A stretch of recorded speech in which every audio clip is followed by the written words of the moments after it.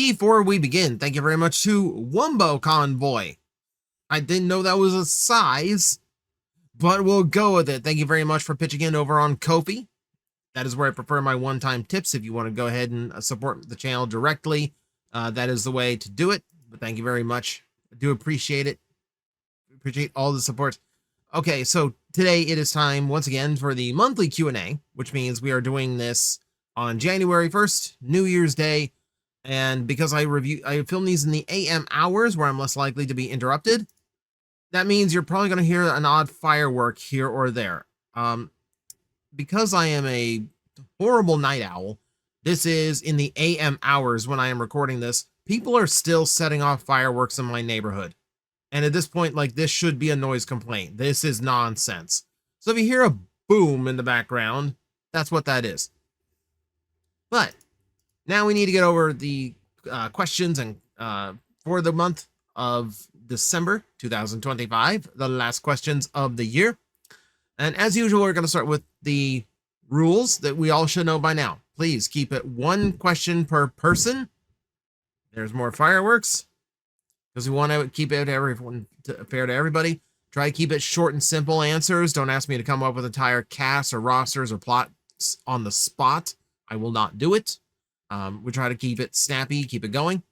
Do not ask me things like Gun Megatron, Gundam, things I've had the same answer for every single time in the past. Do not ask me to validate a fanfic idea or fan art idea. You do not need my validation.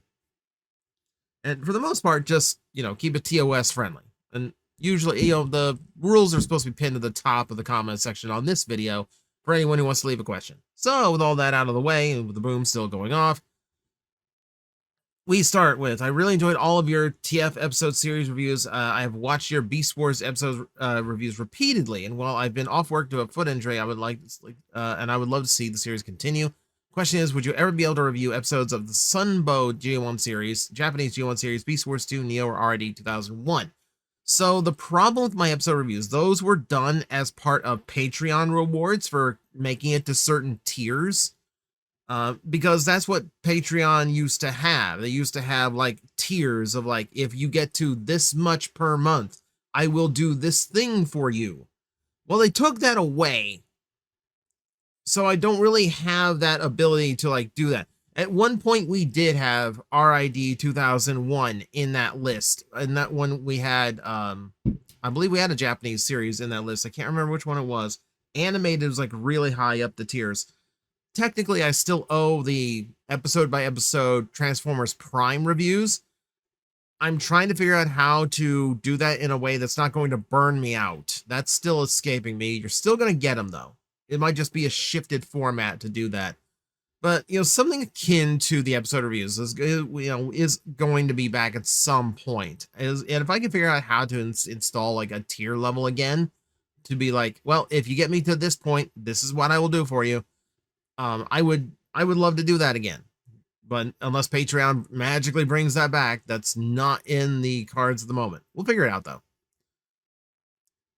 Up, down, left 8 here with a $15 super chat. I didn't know you could do that. I didn't know. I didn't know. I thought I didn't think I had that turned on. Thank you. Thank you. I do appreciate that. What's your theory for the next HasLab? Most likely an Autobot. Are you looking for anything in particular? And also, according to my YouTube recap, you're my most watched channel this year. Thanks for keeping it, and thank you so much. Thank you so much. That means that's one of them, man. It's like the fact that people are like showing me that my channel was like their most viewed is crazy. But then again, I make videos at a ridiculous rate, so maybe that's not too surprising.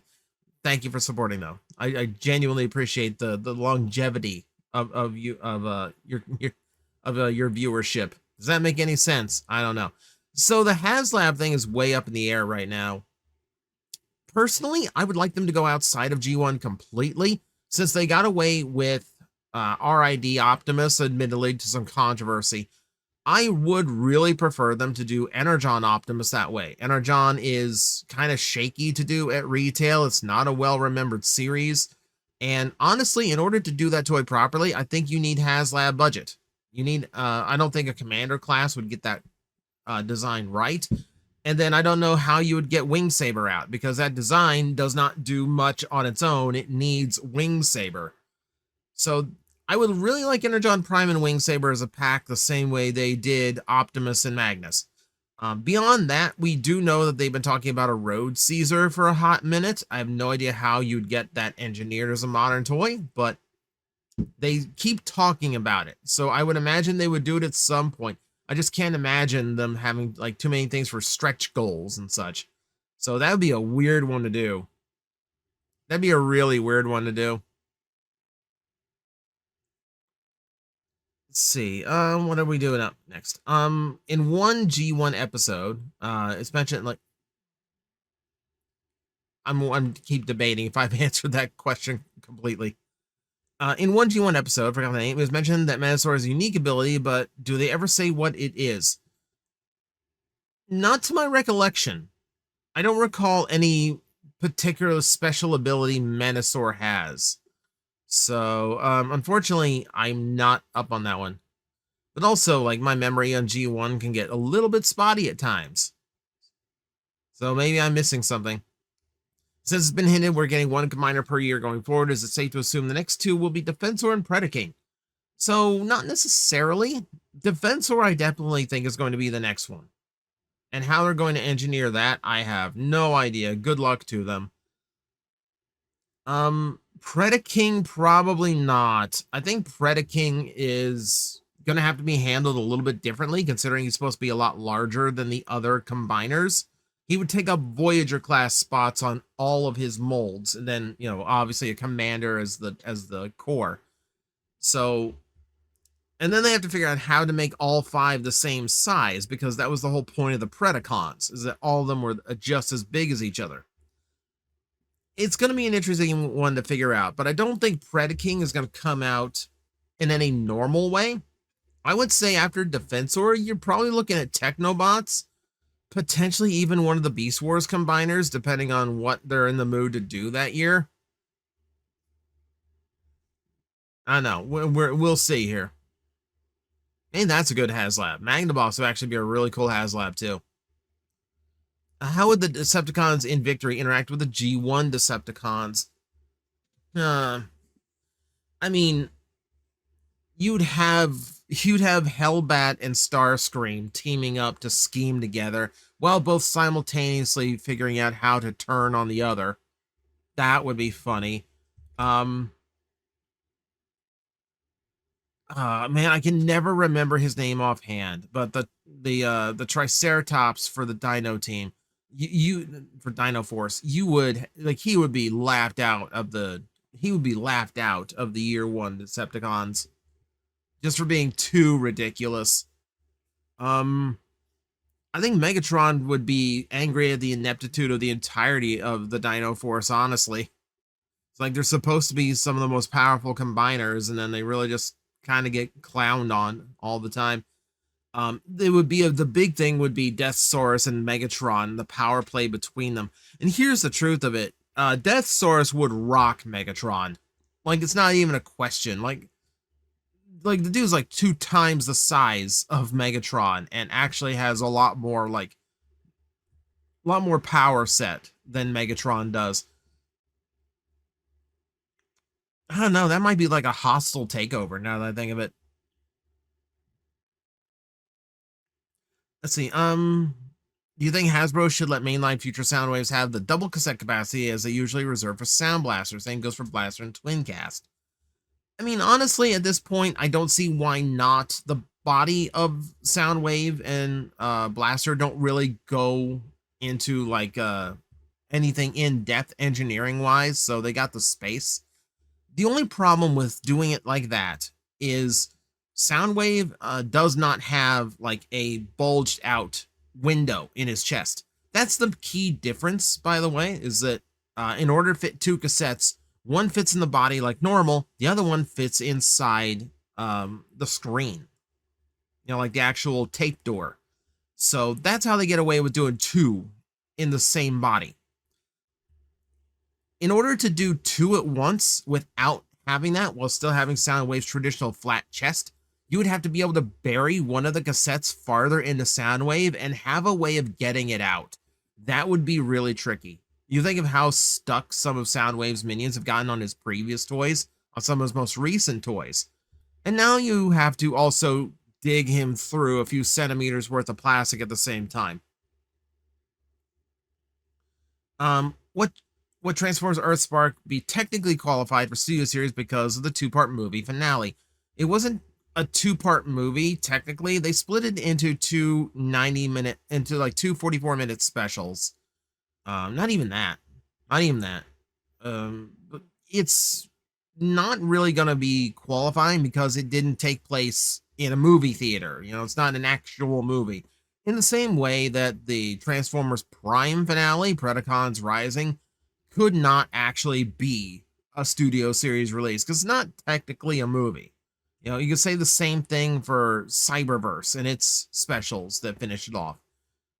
Unfortunately, no. As much as I would love Earthspark to come back with better toys and studio series where everyone's like scaled to each other, it ain't happening. I wish it would, though.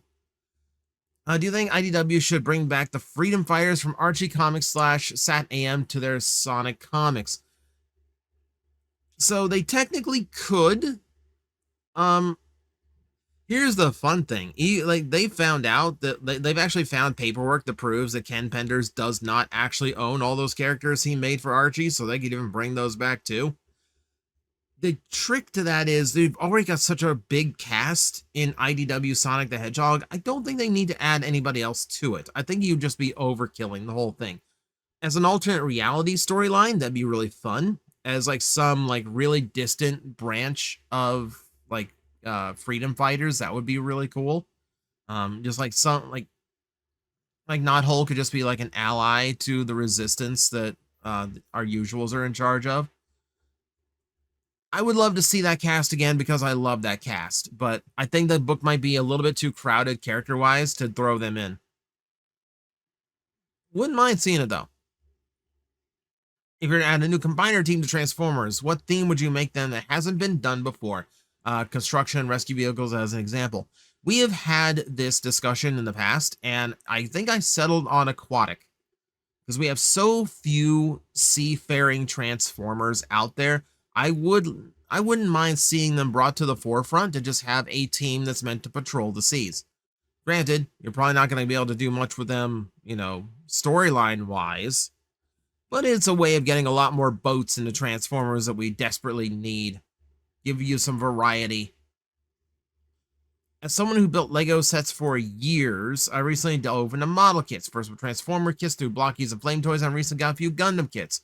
I remember you mentioning you have both. I want to ask, which do you prefer? I enjoy building process behind Lego more, but they've gotten more expensive lately, and I don't really mess with them when I'm finished.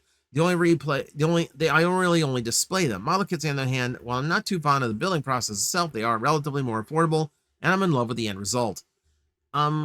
So for me, honestly, I really prefer the building process. Like, for me, for like a Lego set, the fun of it should be the build. I'm not meant to have a final toy of a Lego set when I am done. I'm meant to have more of a trophy, like an accomplishment. You know, like I built that. You know, that kind of sitting on my shelf. See, I have model kits. I just finished the Blockies like action series Soundwave. I can get him off of the stand without knocking anybody over. See? Got him for Christmas. Looks really, really good. He was a fun build. That said, well, yeah, as a toy, yes, I can pick him up, I can pose him, I can mess with him, and he actually is an actual toy. And if I want something that's going to end up as an actual toy, I will prefer a model kit because, like, I've got Mega Man, where the only way I can get all of Mega Man X's armors is model kits. I have a lot of Common Riders, and their model kits are nice looking and way cheaper than Figuarts. But those are things I want as toys. If I'm building Lego, I want the building experience because the building experience, like you said, is a lot more fun. But I don't view the finished product as something that I'm supposed to be playing with in the first place. The play factor is the building itself. Ultimately, I find I would rather put a Lego set together. Like, I'm not terrible. I have to be in a particular mood to build a model kit. Lego, like if I've got a little kit that's and I've got space to display it when I'm done, I'll just put some. I'll just put some together. You know, just as a time killer. Yeah, so I guess I prefer Lego. So I got a very generous Christmas bonus this year.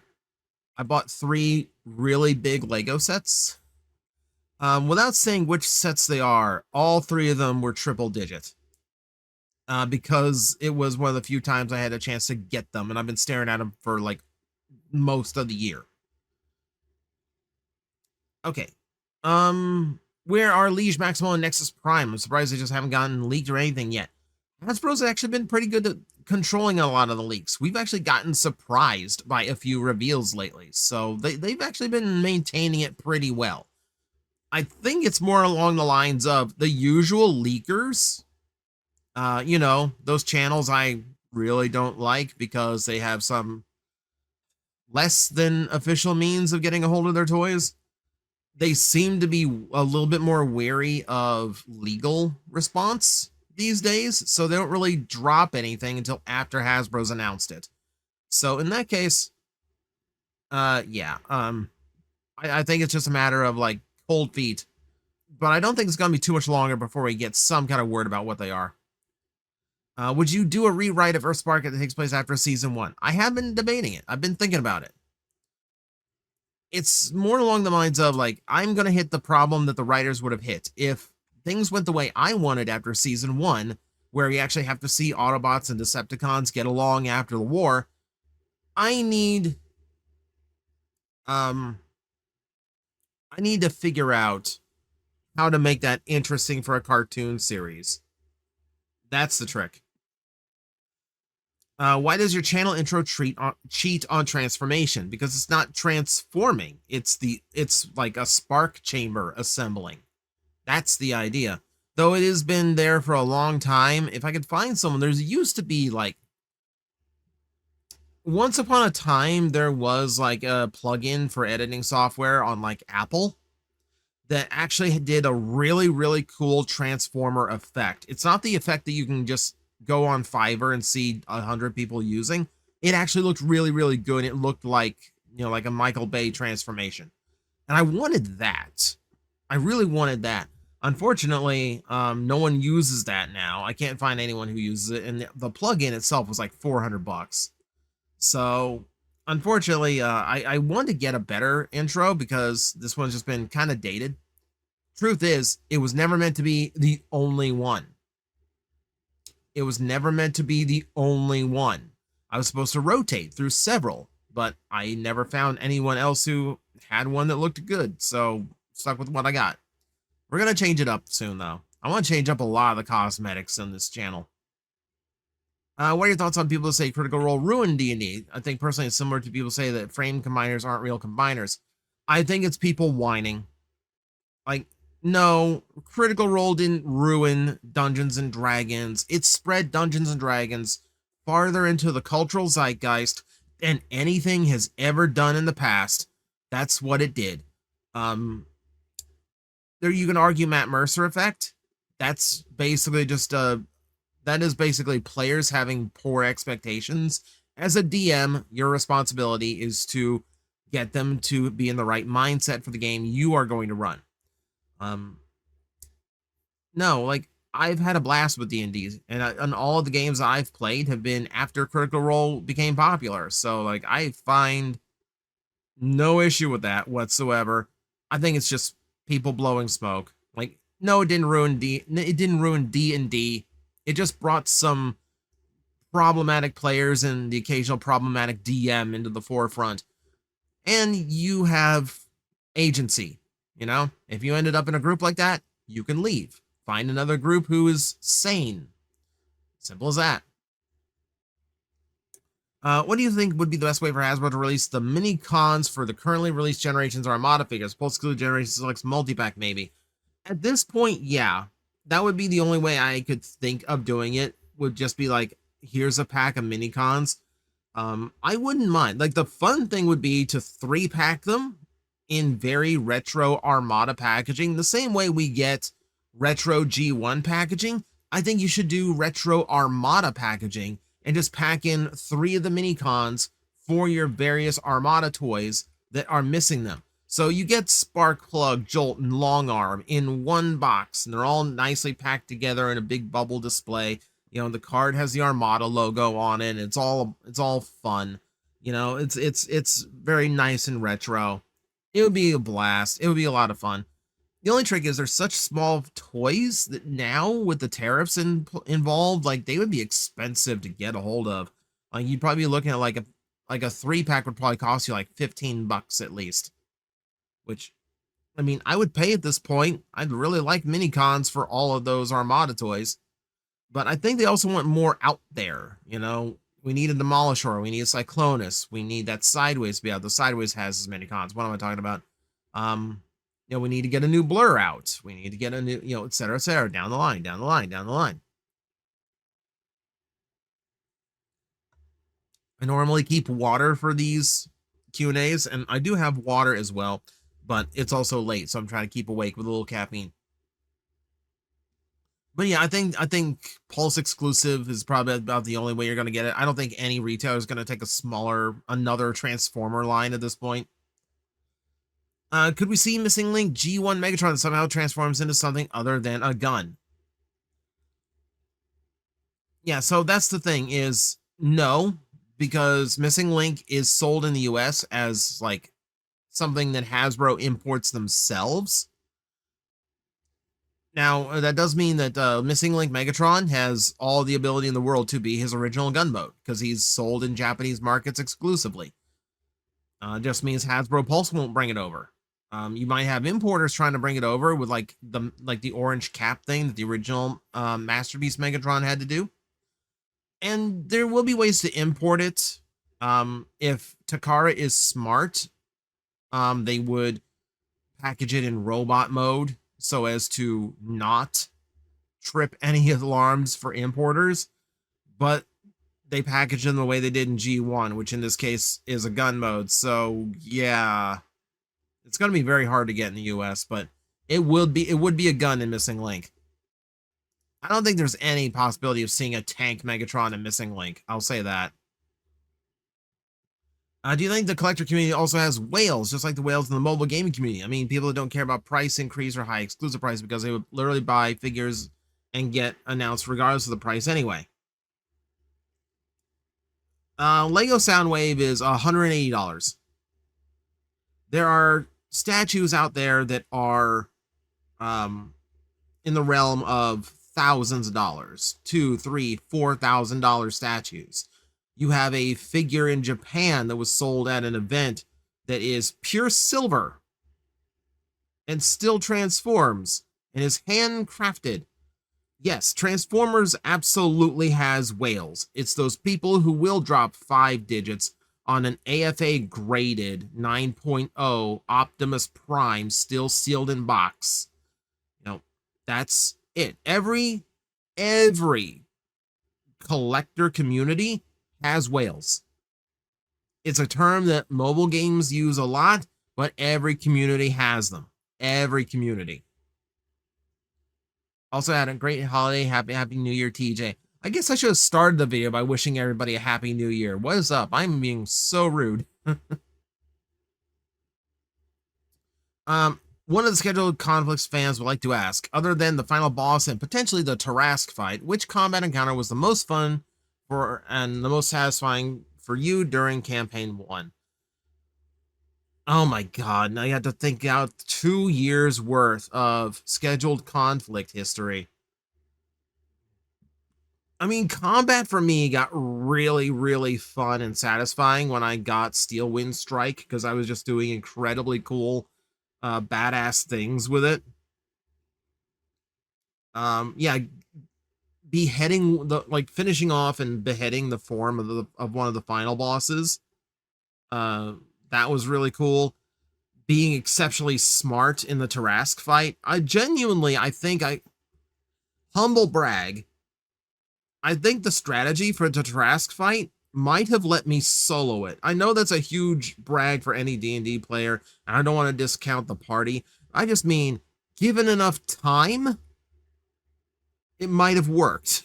That's all I'm saying. But no, there's so many fights that were fun to do. So many fights were fun to do. We had a fight when we had a substitute DM. I'm not going to name the substitute DM because they turned out to be problematic. I don't want to attach myself to him. But unfortunately, one of my better moments was there because through magic, BS, and trickery, I managed to completely skip the final phase of the boss fight he had planned. And that was a lot of fun. That made me feel like super clever because he patterned himself as a very clever person himself. So to outthink him, I thought that was a really, really cool stunt. I would have to really comb through to find anything else. But yeah, those are the ones that come to mind immediately. For different Toku gimmick lines you've collected, has there been that's eluded you because of how it was released and or alternatives to those releases were equally as hard to find? I can use to say Ranger keys for me, like Deck Ranger, Mod Ranger sets, but I'm still missing Wizard rings, like Infinity, Engage, Please, Drago Rise, and Astro switches. Just need the original version of Ichigo, the blue, yeah. So, for me, not really. I've mostly had access to everything I want. I will say a lot of gas shots that I wanted eluded me. I like it took me forever to get a Proto Mighty Action X.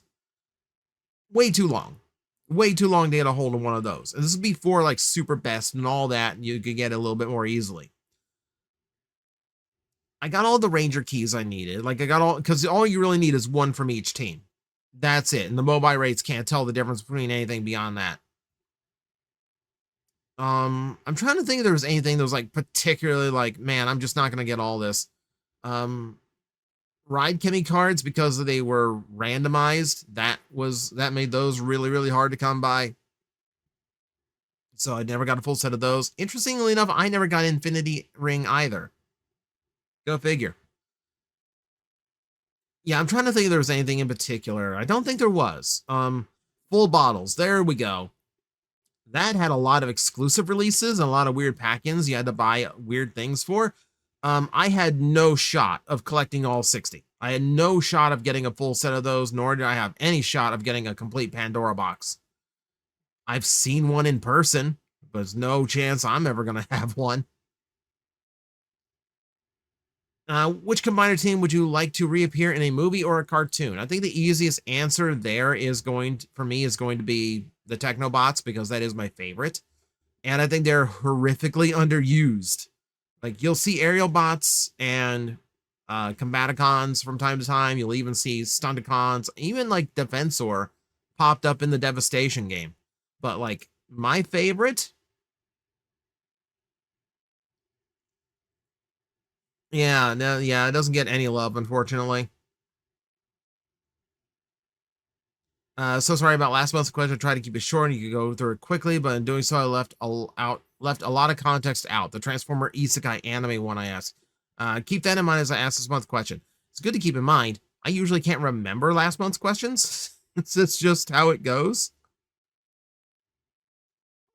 Now, would you like to see a Transformers anime where the Transformers are more or less Transformers as giant humans wearing armor in characters' likeness through seeing through another's eyes deal? Think the 90s Gargoyles episode where the humans turn into gargoyles, vice versa interactions. But that's the whole show. A human Optimus Prime who's OP, not someone who inspired him, kind of deal. Personally, no. Like, if I want to watch something starring Optimus Prime, I want him to be Optimus Prime. I want him to be a big blue and red semi-truck man. I don't want him to be human. Like, I don't want him to be like Transformers as giant human wearing armor and character likeness. I just want him to be Optimus Prime. Like, I'm not one of those that goes in for like the super weird alternate take ideas for characters. You know, like the Kotobukiya kits for like the figurines they did in like the Bishojo Transformers. I will admit, those are better than I thought they would be. they aren't like, they're cute anime girls, but they're not being like overt, you know? They're not being sexualized. They're just cute girls who are designed after Transformers. And yeah, that is 100% not my thing. You know, if I get something that's Optimus Prime, I want it to be Optimus Prime the way I know him. So unfortunately, no, nothing like that would actually catch my eye. But thinking about the RD Spy change, I want to ask, if they got new figures, would you prefer them to have anime proportions, where they were about the size of a G1 mini bot, which would make them Legend, smallish, deluxe size, or keep them Micromaster sized to stay in line with the original play pattern? So Micromaster would be a little bit too small for them. Like that would probably scale with like deluxe toys, but it would be too small for them to really be good toys. That's a hard question. That's a hard question. So because they are kind of their own thing, I wouldn't really care about scale in this case. If you could give them better anime appearance, that would be great. My concern would be they would all transform exactly the same way because that's how they're designed, both in toy and animation accuracy. That would be the trick, is actually making 6 of those things feel like a unique experience worth getting all 6 for. Personally though, like I would prefer them to be their own size class. Like I would prefer them to be like, you know, like a $15 core, you know, decent articulation, better anime proportions, but you know, like worthwhile on their own, not just, you know, Micromaster or anything. Merry Christmas and Happy New Year. Hello. Uh, Last time someone asked you to think of a Transformer character to portray a Christmas Carol. It wasn't answered due to needing to think of a bunch of characters, but it did make me flex my own. Okay, so this isn't a question. This is not a question. Okay, for Scrooge, Ratchet, or Scourge, you're just saying Scourge because it sounds like Scrooge. Ghost of Jacob Marley, Starscream's Ghost. That would require Starscream to be repentant. Good luck. Ghost of Christmas Past, Alpha Trion or Vector Prime. Ghost of Christmas Present, McAdam or Optimus Prime. For the Ghost of Christmas Yet to Come, Violin Jaeger. There's a weird poll. There's a weird poll for that one. I mean, you could come up with stuff. You could come up with stuff, but like you need to start thinking about the Cratchits and Tiny Tim and like, you know, Fezziwig. Like you just have to start coming up with the whole thing now, don't you? So it's a lot. It's tricky. See, since you're a big symbiote fan, what are your thoughts on Marvel crossover Venom Carnage figure, the transformed into a muscle car? If you've ever experienced it in hand, the line was pretty hit and miss, but those figures had some charm to it. So, I never got my hands on them. Venom looked okay. I don't mind Venom as a muscle car. That kind of makes sense, especially like compared to like I see. I feel like the better bet would have been to be like, it should have been like a thicker, heavier counterpart to whatever thing Spider-Man transformed into. His first figure was a motorcycle. He got a car eventually, but I don't know. But the muscle car was all right. I did not like the Carnage. Carnage is my favorite Marvel villain. I was really disappointed that it was just a Venom repaint. I don't think the muscle car suited him in the least. I hated that it was the same head sculpt with the tongue hanging out. I hate any time they just repaint a Venom thing red and call it Carnage because of that tongue. Carnage shouldn't have a tongue hanging out, plain and simple. I am very strict when it comes to my Carnage. No tongue, black teeth, pink mouth. Simple. So yeah, it was disappointing to me. I never had him, like I said, though, I never had him in hand to know how they were as toys.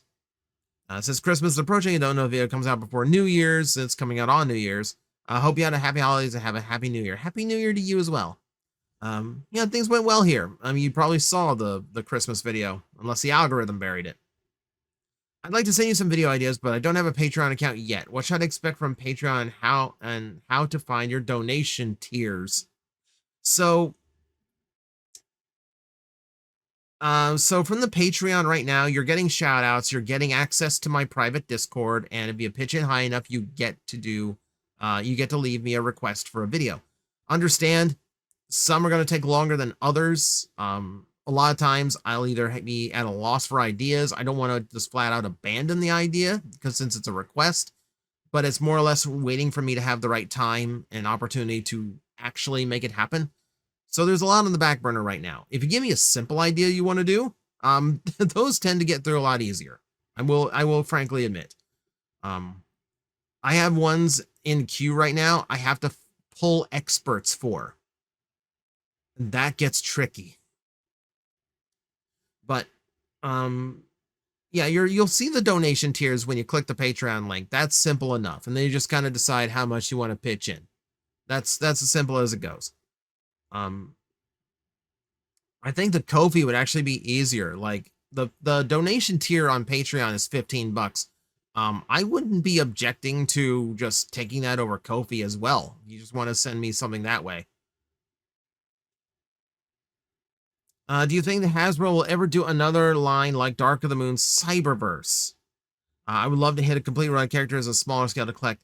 See, I've talked about this in the past. I thought that the original concept for Cyberverse of having like a budget-friendly, small version of the entire toy line was a really smart idea. And I would love to see that fully expanded on. You know, like that's what I've said. That's what I would do with Generations if it had full size scales again.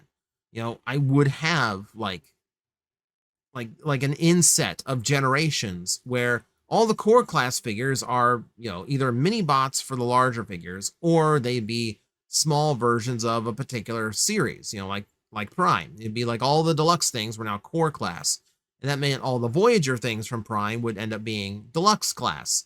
You know, so you know, you could end up with a deluxe size Prime, Optimus Prime, which is a fun little novelty for collectors, but also it's going to scale well with your core class stuff that's based on Prime.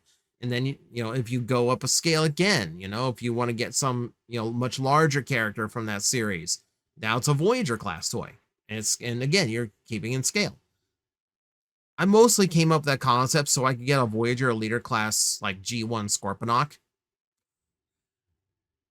But that's just me. But no, I love the idea of like the smaller line. I wish they would do it again. I don't think it's likely, unfortunately. Have you read the Transformers Legends manga with the Primus Vanguard? Would make your own lineup for the Vanguard. Not a request to make a roster on the spot. Maybe consider it for a future video. I've seen it in bits and pieces. I don't think I've read through the entire Legends manga. It is crazy. Like, it is absolute insanity. But the whole thing I don't think I have read. I know the gist of it. And Japanese fiction is wild. But I maybe I might be able to make my own Primus Vanguard at some point. That's not a bad idea. It's not a bad idea. Happy New Year, TJ. Happy New Year to you. Here's my question. With Hasbro reissuing lots of figures lately, what are some you think should get another release? Some of my choices are Insecticon Ransack, Reactivate Optimus, G2 Dragstrip, and Spoiler Pack Nemesis Prime. So, the G2 Dragstrip wouldn't be a bad call, but then again, they're having trouble getting the last two Stunticons out as it is, so let's not add a weird rerun at the same time. As far as anything else goes, I mean, Earthspark Soundwave comes to mind immediately, though I have stated that I do believe that this upcoming, like, generic deluxe line that's going to take the remaining spot of Earthspark on the shelves, I think that's going to contain a rerun of that toy eventually. The hard part for me is, like trying to remember is, like, I don't keep track of what's actually, like, genuinely rare that people need to have another shot at.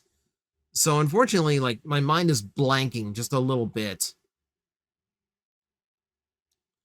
Yeah, like it's hard to say. That's hard for me to say. Like, I haven't kept track of rarities lately, so outside of the Soundwave, I can't quite remember right now.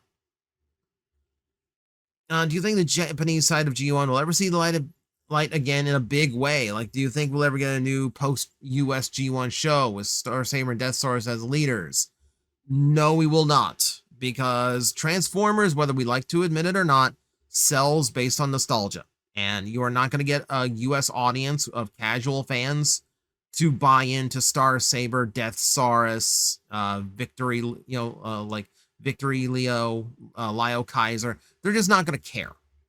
Just flat out, they're like the casual audience browsing through Walmart and Target are not going to care. I would love to see them integrated into a fiction. If you want to do it the old school way, like have a weekly cartoon series that like introduces a big cast of characters and make a focus to get like a bunch of the different leader characters in at the same time, I would be down for that. But honestly, with them being so like tucked in to nostalgia right now, I don't see it actually happening. I think they'll just stick to what they're doing. Question: barring Soundwave, which G1 character do you think has the coolest voice? There's a question. Who has the coolest voice outside of Soundwave? Wheel it, no. No, I couldn't even finish that joke. So, I like the different voice. There's different voices I like for different reasons. Like Grimlock's always fun, and I'm just mean the vocal tick. Like I like the gruffness of Ironhide as well. If we're taking, obviously Starscream's up there because that's such a distinct voice. There's no way to not recognize Chris Latta. I'm trying to think of anyone else. Springer. That's probably one that doesn't get brought up enough. Springer has a great action hero voice to him. He has a lot of bravado, and I love that about him. Has there ever been a childhood toy that you had the opportunity to get back but passed on because it didn't spark the same excitement? That's actually a good question. Now, here's the thing. I know I've had the opportunity to buy toys from my childhood, but I didn't pass on them because they didn't spark the same excitement. I passed on them because there was no earthly way I could afford them or justify the price. A good example is the giant android body Krang figure from the original Ninja Turtle line. Had one as a kid, lost it as a kid. Well, getting a complete one now that still has the little head antenna intact is a $300 purchase. And I had that opportunity during my Arizona vacation, and I could not pull the trigger. Like, I absolutely could not make myself buy it. It just was not appropriate. Like, it wouldn't work. I couldn't do it. I couldn't do it. That's why I was so desperate for Playmates to reissue that body, and now Playmates is losing the license, meaning that's going to be completely cut off for good. That reissue will never happen now unless they slated it for this year and didn't tell anybody. But I can't think of anything that I like passed on because it didn't like do it for me the way it did. See, that's the thing though. Is like the what does it for me, what sparks that excitement is getting back something that I had when I was a child. And there's a lot of toys like that, things that sit on my wish list on eBay for years at a time and I never get around to because they're just always so expensive. Let's see, but yeah, offhand I can't really think of anything. Offhand, I can't really think of like I. And here's the thing: as you say it, I know I've done that, where I saw a toy from my childhood in a toy store or something like that. I went, "Ooh, I haven't played with that since I was a kid," and then went, "I don't think I need it though." That kind of thing. Apologies if this or similar has been asked before, but do you think the Animorphs toy line would have gone better if they were like Pretenders? So the funny thing is, no, probably not, because Pretenders didn't go well being Pretenders. The problem with doing an animal shell with a human figure inside is, why would I bother putting the human inside? If I leave the human out, I have the exact same animal shell that I had before, even with the human inside of it. That's where the disconnect is. See, Animorphs really should have been Transformers. It's just a matter of, they were engineering it stateside, not having, if we were in the age where Takara was co-developing Transformers alongside of Hasbro, that didn't happen until the 2000s. So Animorphs missed the date by a few years.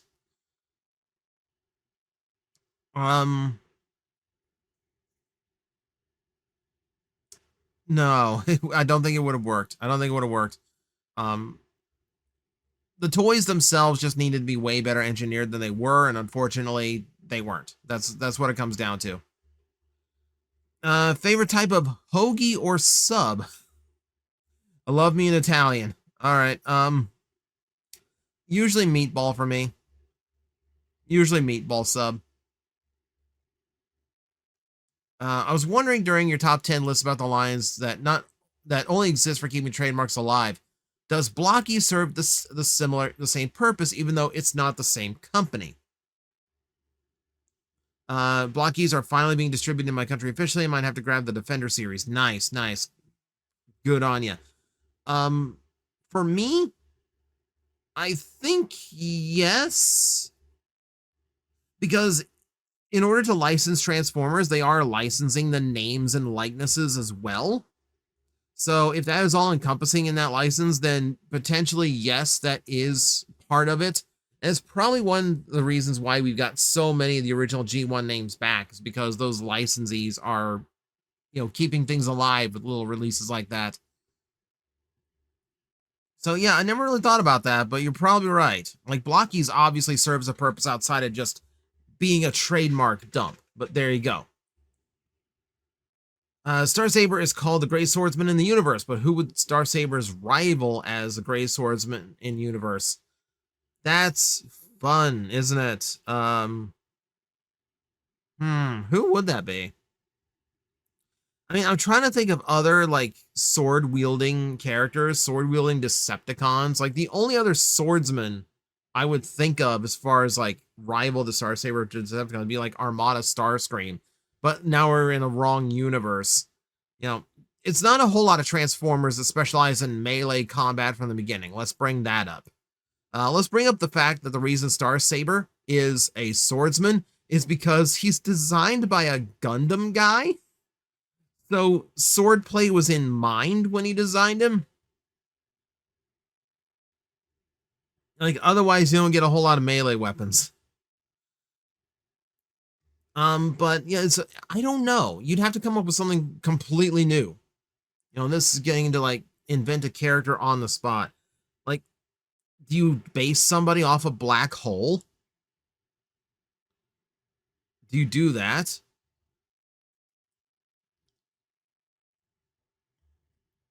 I don't know. Like, that's actually getting really tricky. I would have to think on that. With your video on Scorponok, I noticed you neglected to mention his role in Regeneration 1, and that made want to know your thoughts on how Regeneration 1 treated Meg, Scorponok, Galvatron, Bludgeon, and the Dark Matrix. Generally, I'm not too big on Regeneration 1. Like, I think it's fun that they went back and, like, finished the original run of Marvel Comics, but it has to exclude a canonical part of the Marvel Comics, which is the G2. I would have been way more interested in continuing the story from G2 because I think it left off on a way more interesting place, other than just like, hey, Optimus is back and the battle goes on. I don't know. For the most part, like, I didn't really care about Regeneration 1, to be honest.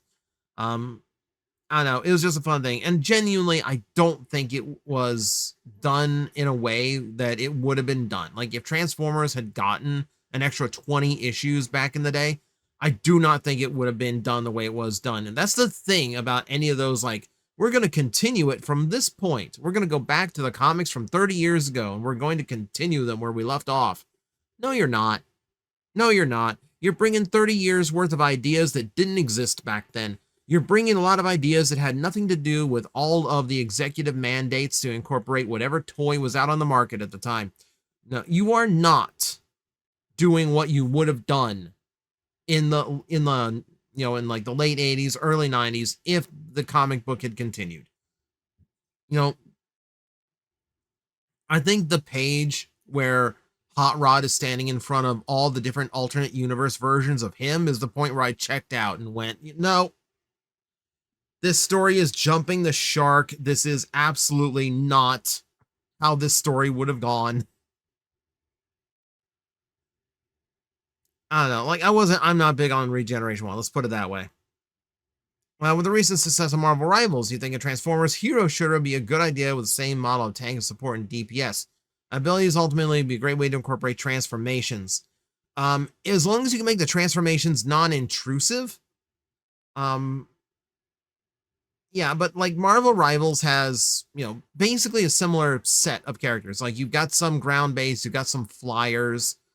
So you do have like a mix here that would work well with Transformers if they copy that pattern.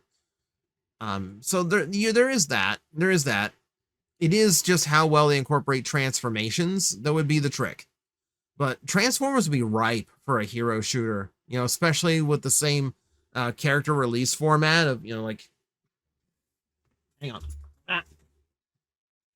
Legs getting tired.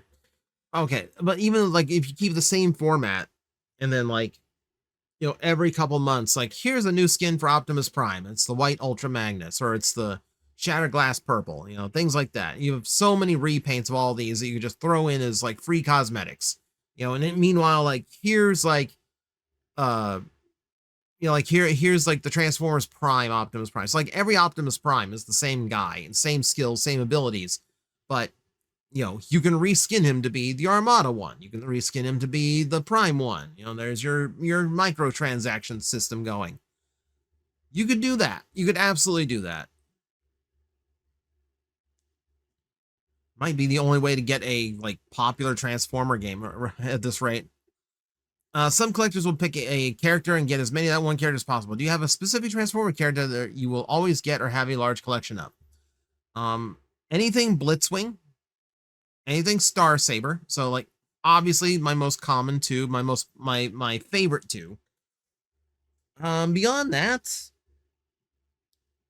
not particularly.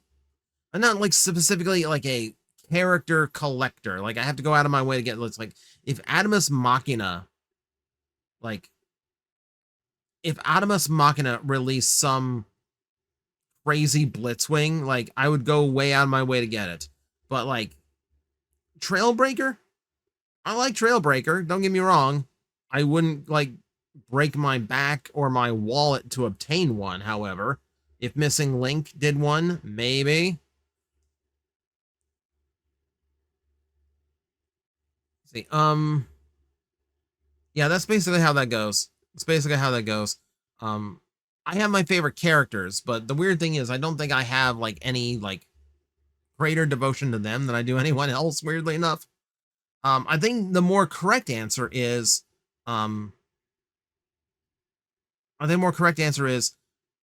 characters that I'm more likely to keep everything from, because I cycle through a lot of my stuff.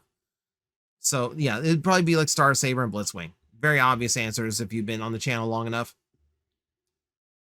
See, would the Dukes of Hazzard be too controversial for a Transformers collab? Yes, it would. You know why. We're moving on. How would it feel if Galaxy Convoy had fought Master Galvatron in his Sonic Convoy form instead of his Super mode? Did he not? Did he not? And you mean like in a final battle? Like, because I could have sworn the Sonic Convoy and Master Galvatron actually did fight. What would be the point of Sonic Convoy if he didn't fight Master Galvatron? Like, I don't know. Maybe I'm mistaken. Maybe I haven't watched Cybertron or Galaxy Force recently enough. It might have been completely blotted from my brain. I mean, if that didn't happen, then yes, I would want it to happen. Absolutely. Given how Ruination and his individual components were very toy accurate in RID, do you see Hasbro remolding the Age of the Primes Combaticons to any degree when they inevitably repaint them as Commandos? I believe Hasbro has actually said that they absolutely want to do the RID Decepticons from Bruticus. And yeah, it would definitely take retooling. I think it'd be in the same line if you've seen the Brawn and Outback. The Outback we are getting is absolutely not show accurate. It's missing a lot of details that would have made it show accurate, a lot of retooling that isn't possible on that toy, but the head and the chest are redone. And I think that's the extent of the retooling you would get. You would get head and chest retooled on all of them to look more like they did in the cartoon, and that's probably the extent of it. But I do eventually think they will redo them. So Nexus Prime is the ancestor of all combiners. That had me wondering, with the way combiners post 13 primes, would it be possible, with a team of at least 5 bots uniting to become one, would it be possible for the individuals to not be worthy of the Matrix of leadership, but their combined form to be? This basically comes down to, would you rather consider the combined form as a separate being? So generally, I do not consider the combined form of a particular group to be a single individual being. They are a amalgamation of various beings that were combined to create them. And that comes with, caveats of not having its own spark. You think of it that way. Like Superion has 5 sparks amongst him, but none of those sparks are the spark of Superion. It's Silverbolt, it's Fireflight, it's Slingshot, it's Skydive, it's Air Raid. So you don't have a Superion spark. And without that, I don't think you have a soul that can be worthy of the Matrix. That's how that works to me. Let's see. There is the caveat of Optimus, like a single member of said combiner could be worthy, like Optimus Prime has been a combiner, but that's a whole other argument. If you were forced to be a servant for any Decepticon leader, who would it be? Full disclosure, you still have a 70-30 chance of being fragged. Given the fact that I'm human, yes, very likely. If I'm choosing between anyone,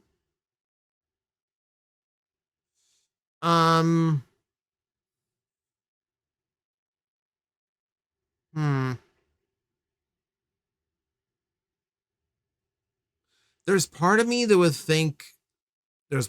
would actually think Deathsaurus, but only the one from the manga, because he actually values the lives of civilians and family. So I might go with that. I might go with that one. There's really not a whole lot of good options, though, are there? When this current round of G1 toys is done in the next few years, that will be the end of G1 toys, or will US G1 fans keep buying toys into our later middle age or even old age, or have they been enough younger G1 fans come around and in fact they'll buy future G1 toys? So there is the question, right? Like, what happens when the current group ages out? The thing is, Optimus Prime and like the core cast of Transformers, your Megatron, your Starscream, your Bumblebee, your Grimlock, etc., they are developing this almost like Marvel superhero nature, where younger audiences are learning about them, and that there are versions specifically for younger audiences. So I think at some point things like Volkswagen Bumblebee will probably be phased out, as there are no longer enough collectors who are familiar with that iteration to really profit from. But the kids will still know like what we call the Cyberverse, the Evergreen, because there's always that basic design of what they want Bumblebee to look like from now on. So all the Bumblebees will look like that, and everyone will have grown up with a Bumblebee who looks more like, the Cyberverse one than the G1. So it's just a matter of like sliding it down the generations. Certain aspects and iterations, like G1 Optimus Prime, G1 Megatron and his, in their bodies, I think they're too iconic.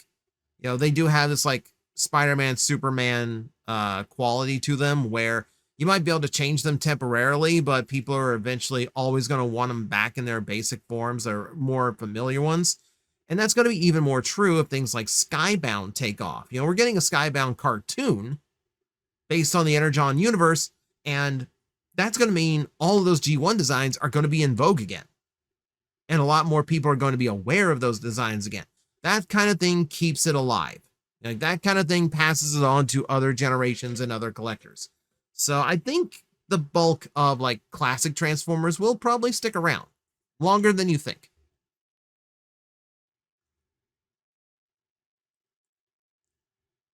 So yeah, thanks for being my go-to Transformers YouTuber. Thank you for watching. Thank you for following me. Lego doesn't do war vehicles, but they do World War II vehicles for Indiana Jones. Yeah, that's the difference between like doing like a Jeep that is technically a military vehicle and like a tank that has a gun attached to it. So unfortunately, there's not a lot of not a lot of leeway in there. Still don't know what you do with Lego Megatron. That's gonna be such a trick. You win a competition, Hasbro design a figure for the current generation line. You can choose one character regardless of faction size or continuity. Who do you choose? Oh boy. Oh boy. You're giving me the entirety of Transformers to choose from, and all I can do is choose one.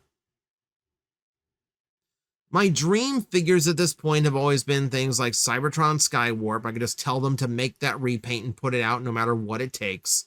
Because they had it on queue at one time and then they took it down.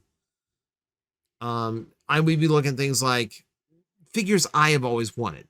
You know, like I mentioned before, a Leader or Voyager class Scorponok, something that I can sit on a desk and still enjoy that character design. So it would be Marvel comic Scorponok rather than G1, just like strictly toy accurate. Other possibilities, I finally get my Rapido, because you're never going to get another Rapido unless I force the issue. There's other deserving ones. Nightbeat comes to mind. Nightbeat deserves a toy after this long. It's been way, way too long since Nightbeat had one. It's a hard choice, because like, do I go with like my personal favorite, or do I go with one that like I could just, you know, I could see being popular with fans? See, me, TJOmega, I would probably leave this up to like a consensus of like, what do people really want, and then feed that in to be my choice rather than like taking it to be selfish. Mostly because, well, I mean, that's really good optics. I don't know exactly though. I honestly don't know exactly who it would be. There's a lot I could choose from. If you could give the Technobots a G2 deco, would you go for a more unified theme like the G2 Constructicons? Follow the same coloring schemes they have right now, but more G2 color pattern. Leroy Jenkins said by going off the wall like the G2 Stunticons. So, honestly, G1 Technobots have already done a lot to be unified in their color schemes, right? So they're already pretty close. I would do something more akin to maybe the Combaticons, where they're very different in overall color to each other, but there is something that unites the team itself, you know, like come up with like whatever paint and stickers you want, but like all of them would have like black as a base color, and all of them would have like neon detail lines, like, you know, like almost like the Energon lines we see on like War for Cybertron designs. So you like someone would have bright blue, someone would have bright green, someone would have bright purple, whatever. And that would just run through the design as paint or stickers or whatever you would have at the time. That way it has like a super techno look when it's all like running together into Computron's chest. And they still have a united look to them. That's kind of where my brain would be. Let's see. What is your favorite Sentai Zord, Megazord, and Gigazord / Final Gatai? I hate the term Gigazord. I miss Ultrazord just being the top of the food chain. I mean, honestly, like if I'm talking like Ultrazord, we're talking like Ultrazord, so I'm gonna be honest, like the old school, like, you know, like the Ultimate Daijujin. That's always gonna be like the favorite, just because I think it's so cool to just build up the dinosaurs and then just drive them off in this massive tank Brachiosaurus. My favorite Sentai Zords, and like those, this has been true forever, is Daiboken. That's been my absolute favorite ever. And even with if I'm going to go to like Ultrazord stuff, I love their combination system. I love how that design never really like grows in height, but still looks like it gains a lot more power as it combines with more and more. Like it has a great way of all of these different vehicles kind of blending and meshing together without looking like a mess like later, like all Zords combined ended up doing. Yeah, I actually really liked Daiboken, Ultimate Daiboken, Super Daiboken. Love that series. Love that play pattern. Where did Rodimus get his sword, and where did he actually use it? That would be Regeneration 1, which we have already discussed previously in this video. That was a whole thing about him being like the chosen of Primus and this nonsense. So that's where some Rodimus Prime, or just normal like Hot Rod toys, that's where they get a sword from, is that story. I don't think it's a great story, but that's where the sword comes from. What's your favorite type or class of Quintesson? Judge, prosecutor, scientist.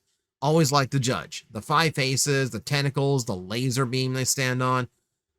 I don't know what it is about a Quint. It's just a really cool alien design that I've always really liked. Favorite Kamen Rider? Basic question. Answered it a lot. Always happy to answer it. If you're talking about series, it's Agito, followed very closely by Gaim. If you're talking about favorite Kamen Rider period, Gills. I recently realized that Gills is basically just Kamen Rider's answer to the Hulk. He's green, he's angry, he screams a lot, and anytime you think you've killed him, he just comes back angrier and screamier and stronger. You know, if you don't kill Gills, and by the way, you will not kill Gills, he is going to come back. He's going to come back and stab you many times. I love Gills. I love the determination. I love the fact that Gills has like the world thrown against him and he still gets back up and keeps going. I love that. I think there's a lot of inspiration you can draw from that character. Let's see. Which of the 13 primes would annoy Megatron the most? I don't think that's a question. I feel like it has to be. No. Who would it be? Who would it be? Let's actually sit this down. Let's actually consider this. Because my first thought was Micronus, just this little rat of a robot just running around, just being an annoyance to Megatron. I think that would be hysterical. You think Nexus Prime? I don't know. I think you would find like so much use out of Nexus Prime's abilities. He would probably like try to stay on his good side to court Nexus Prime's assistance. Ones that would annoy him the most, it would probably be like, it would probably be the likes of Prima. Like the ones who are like the most just and pure of the primes, the ones that were like the most good of the entire crew. Because obviously that would bug Megatron. The real answer is Optimus, because he is the 13th.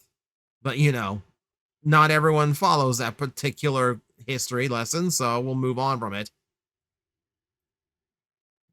Let's see. If we were to get Masterpiece toys of Transformer Prime characters, who would you want to be first out of the gate? Now, you could ask, which one would I look forward to the most? Because the first one out of the gate is Optimus Prime. There is absolutely no doubt of that whatsoever.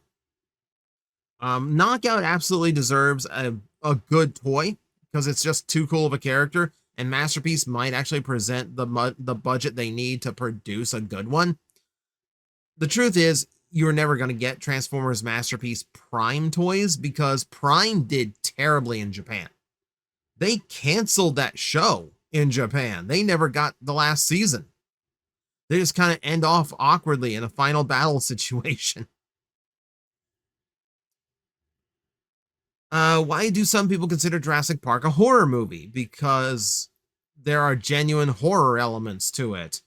You know, there's jump scares of roars. There's a lot of really tense, suspenseful scenes that get your spine tingling. It's not a traditional horror movie in a sense, but You know, like any horror movie where there's a monster afloat, you know, in this case, it's just a T-Rex or a pack of raptors. And yeah, like the original Jurassic Park didn't shy away from being scary about I was gonna say monsters. They are monsters technically. They aren't. They don't shy away from making the dinosaurs look like the bad guys and look very ominous and scary. With G1RC finally having a proper toy, do you think Missing Link should branch out and tackle other canceled toys that people might want, like the Combaticon Protectobot Bot Shot set, the most important iconic canceled Transformer product? Sure, let's go with that. Let's go with that. Animate, Hotshot, Marauder, Megatron, Beast Machines, Unicron, any of the Transtech toys. You're never gonna see Transtech because like American fans barely know what Transtech is, let alone Japanese fans. Marauder, Megatron would be great. Animated Hotshot would be great. Finishing off the animated doing animated Constructicons would be great. I think Missing Link has its priorities in order right now. It's going to be the replacement for Masterpiece. Their way of getting high-end toys for collectors out, featuring these classic characters. You know, and it follows a very similar footnote to past reissue series that Takara has done. So if you look at that, then you can start to see like where the tea leaves are. You are going to get a Soundwave before any of the other Decepticons because he is the easiest to do, both in adding articulation to a design that's already pretty good in such a thing, but also it's a guaranteed sell, and in America, in Japan, easy sell. Also, built-in reuse with Sound Blaster. Nice and simple. They love getting those reuses out immediately in Missing Link. So you can kind of see from what Takara's done in the past, what they'll probably do with the line in the future. Whether or not they go outside of G1, that would be years down the line, far too far out for us to really make a call on right now. I would love it if they did, but right now, I think my aspirations for like filling in and doing the missing part of Missing Link would be like DevCon never got a toy. I would love to see that. I'd like them to take another stab at some toys that are universally reviled amongst the original G1 toys, like Wheelie. I wouldn't mind them doing a Quintesson. Doesn't have to transform, it just has to look like a Quintesson toy that would have come out in 1986.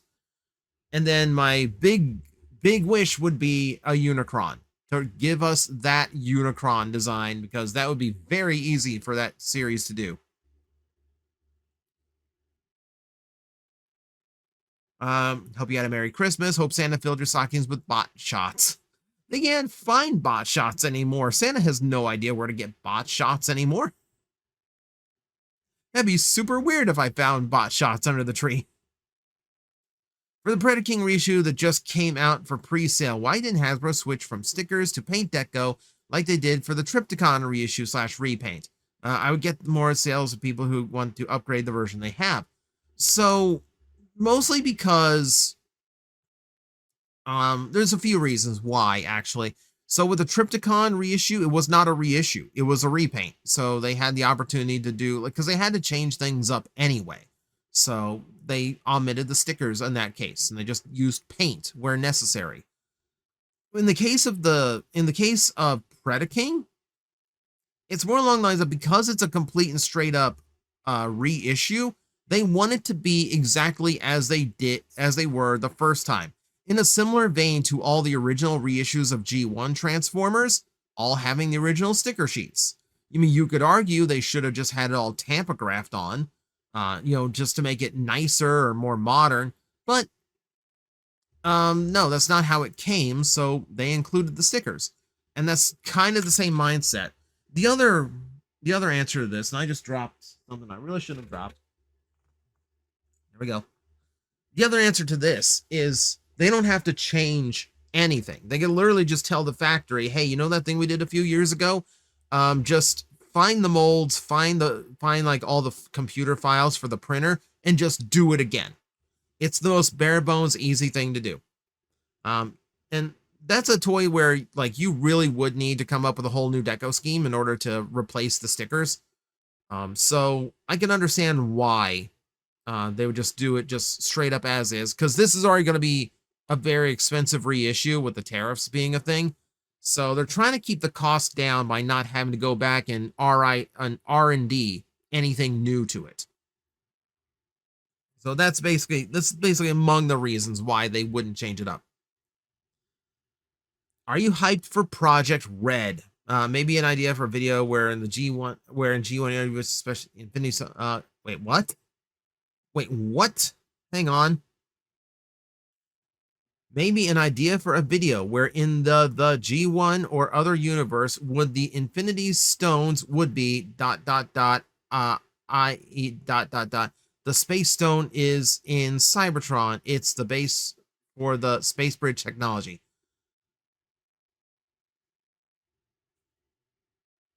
Gonna go with no. I'll tell you this, one of the ideas for one of the requests on the back burner for my request right now is Marvel based, because my Marvel knowledge is not up to snuff to actually properly convey the request. So I'm not going to touch an idea like that. But as far as Project Red goes, the return of Metal Heroes Gavon, so far I'm not exactly hyped, but I'm curious. Because the suits do look really, really cool. The Luminous one looks especially awesome, but his weapon looks terrible. Like, okay, the super cool, like, gold and black suit. Like, he's the only one carrying a unique weapon, and the unique weapon could not look more like a little kid's toy if they had tried, and I hate when that happens. I hate when they do that. Like, I get the same vibe right now with Kamen Rider Zets, and, like, the weapon for Nox. It's just like this gigantic, thick orange blade that absolutely is not a sword of any kind. It just flat, I can't look at it without thinking like, no, that's just a toy. It's just a toy.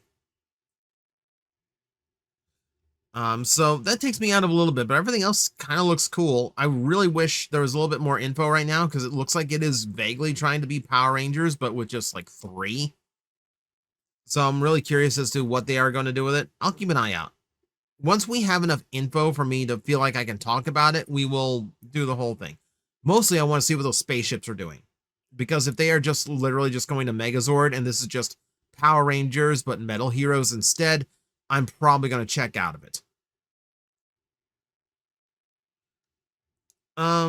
What do you think is the plan for all the Prime relics, since the Hasbro team has been hinting at a bigger purpose for them? I don't think there is one.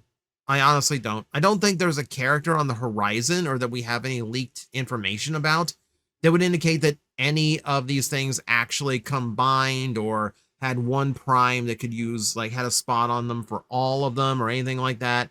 I don't think there is one.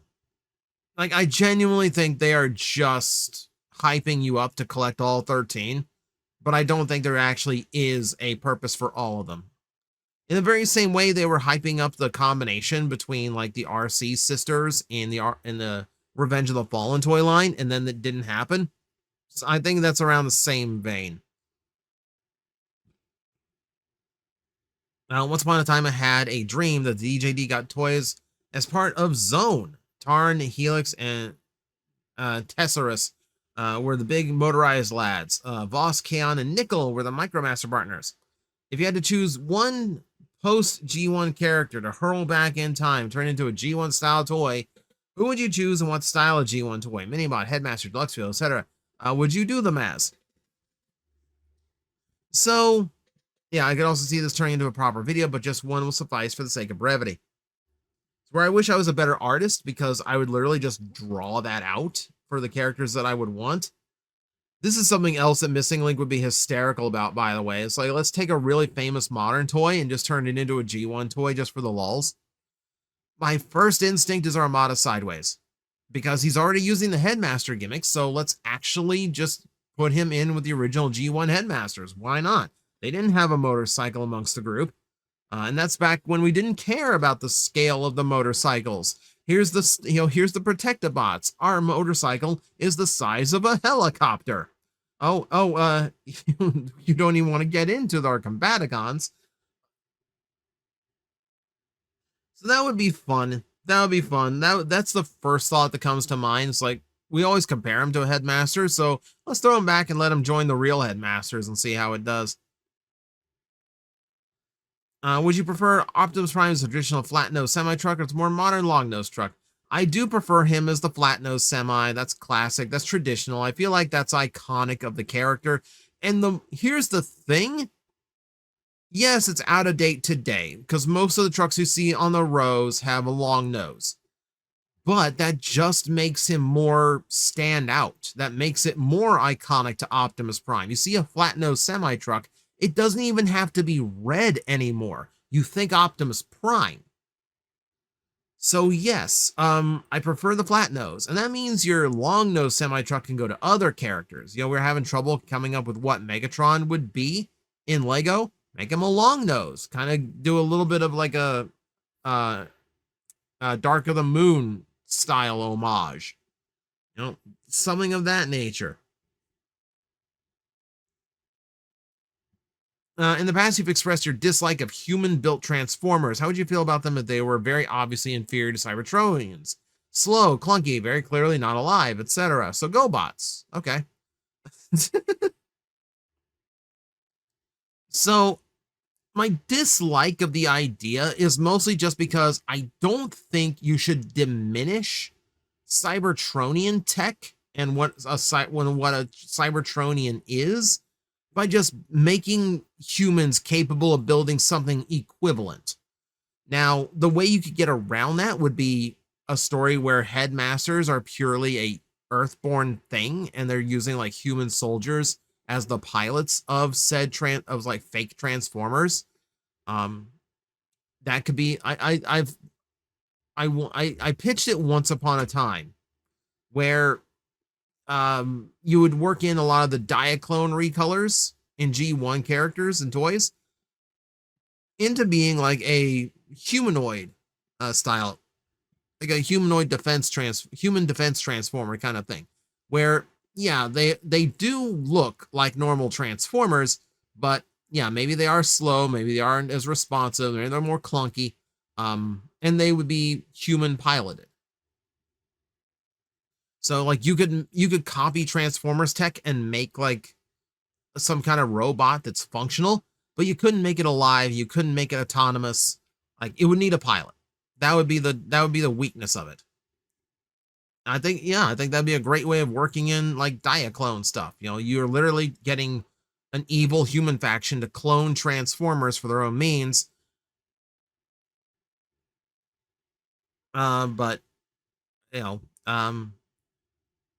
yeah, I'm losing track of my thoughts here. Apologies for that. You get my point. You get my point. There's a place for him in the story if you write it correctly. But generally, like, I do think it takes away from the Cybertronians too much. Why have you allowed Earthspark to go as low as 3.8 on Internet Movie Database and allowed vampires to get as high as 6.5? I didn't allow that. I didn't let that happen.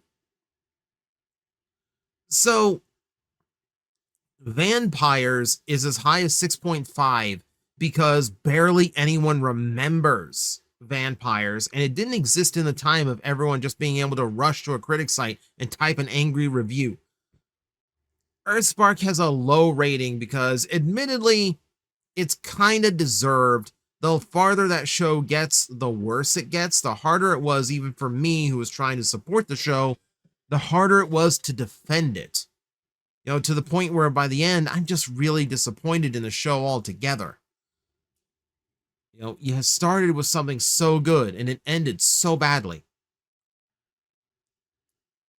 But we also acknowledge there's reasons, they are unsavory reasons, for people to have gone and like left negative reviews on that show.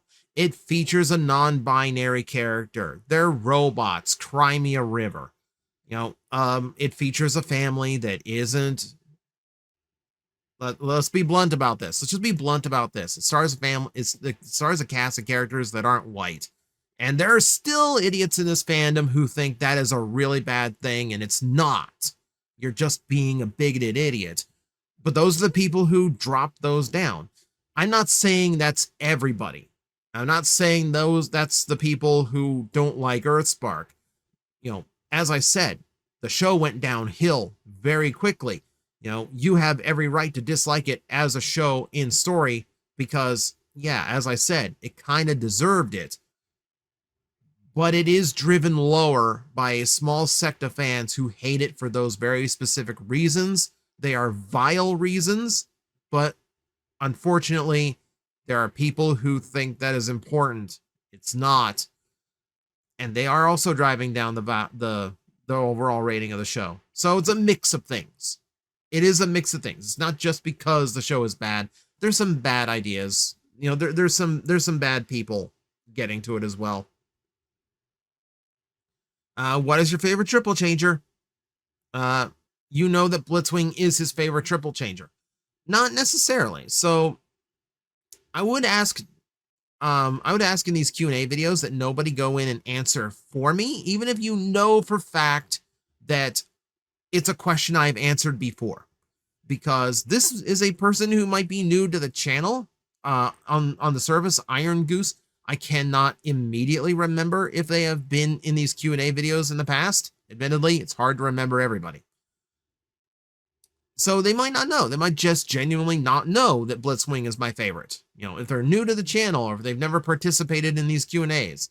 Part of this appeal is that you get to ask me a question directly. So if someone else goes in and goes, Blitzwing is his favorite, that kind of takes away from them being able to interact with me. And that's the whole point of this, is that it gives you guys a chance to directly interact with me once a month. So don't answer for me, please. I'm not upset over anyone doing it, but just please let me get to it. But yeah, it's Blitzwing. Do you prefer Zord Builder or Zord Link system? I'll be honest with you, I really wasn't buying Power Rangers during either of their existence. And to be honest with you, I pay so little attention to modern Power Ranger toys, I can't remember which is which. I did do the reviews on request. I did the reviews of the... Oh, which was it? Which was it?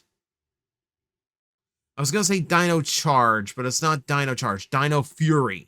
I did the review of the Dino Fury toys on request. And because it was basically Power Ranger Lego, yeah, I did enjoy that set. And I was very, very upset that Hasbro never saw fit to release the other smaller dinosaurs and expand that toy line.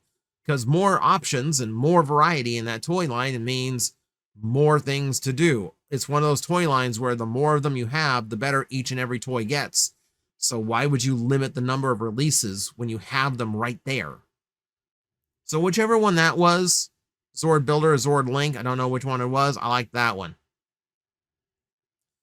If Toei were to pull an Ultraman Zero and create a brand new Kamen Rider show or movie that centered around the children of previously established writers, either taking up the mantle of their respective parent or becoming their own unique writer identity, what specific past writer series do you think would be the most interesting to do that idea with? If I was in charge of the project, I'd pick either Stronger, V3, Hibiki, or Kiva. It wouldn't be anything Showa era because you gotta remember, Showa was in the 70s. Been around a long time now. Their kids might not necessarily have, like some of those writers from back then, their kids could have kids by now. They could be like the grandparents at this point.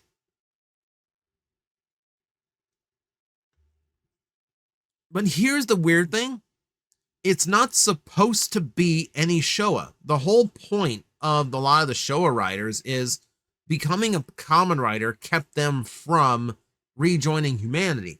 So for some of them, being a cyborg might mean they can't reproduce in the first place.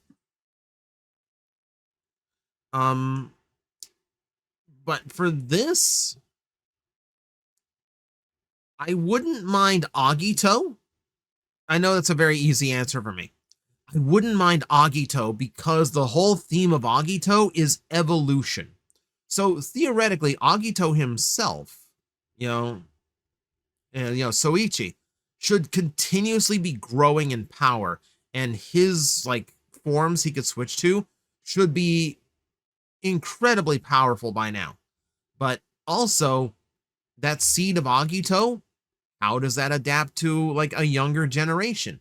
if his son or daughter has it. We don't know, and that would be fascinating to see. If Rio finally got a girlfriend who didn't die, that would be cool to see. Yeah, like I think that one has a lot of potential. Also, the fact, remember,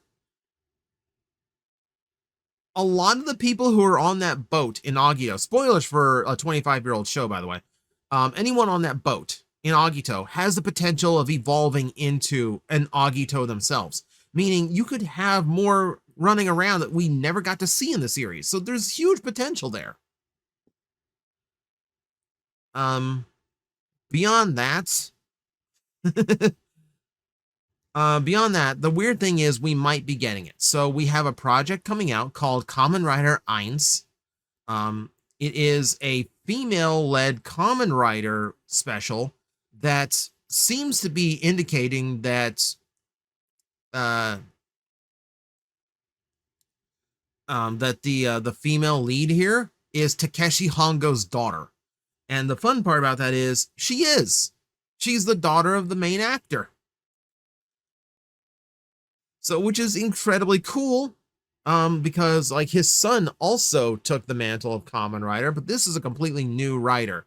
It's a female writer based on Showa style designs, modernized the same way that we've gotten modern Ichigos from time to time.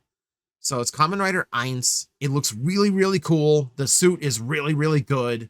Like it's like comparable to Kivara as far as like being like one of my favorite female writer designs ever.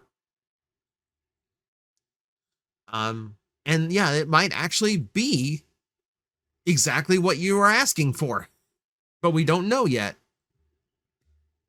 Merry Christmas, DJ. Happy New Year. Happy New Year to you too, Jack. Q&A, Happy New Year, TJ. Happy New Year to Arcbot. Out of these 5 Megatrons, who would you choose to have brand new figures? You can make 4 of them, but only at one size class per iteration. Oh my god. So I can have any of these, but they all have to be spread across different size classes. What are you doing to me? So I can only pick 4 of these 5. G2, Transmetal 1, Energon, Cybertron, and Animated. And they all have to spread across those 4 those 4 sizes. That is tricky. Which one out of there would I not want? I would want all of them. Let's put it that way.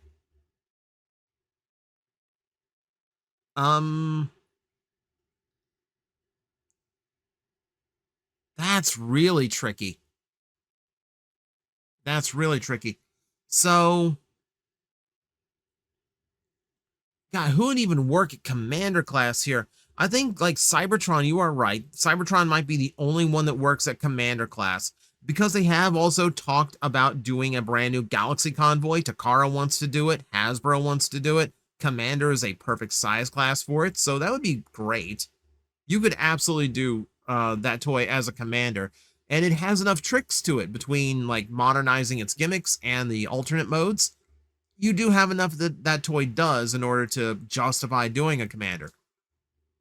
So yeah, Cybertron for Commander. I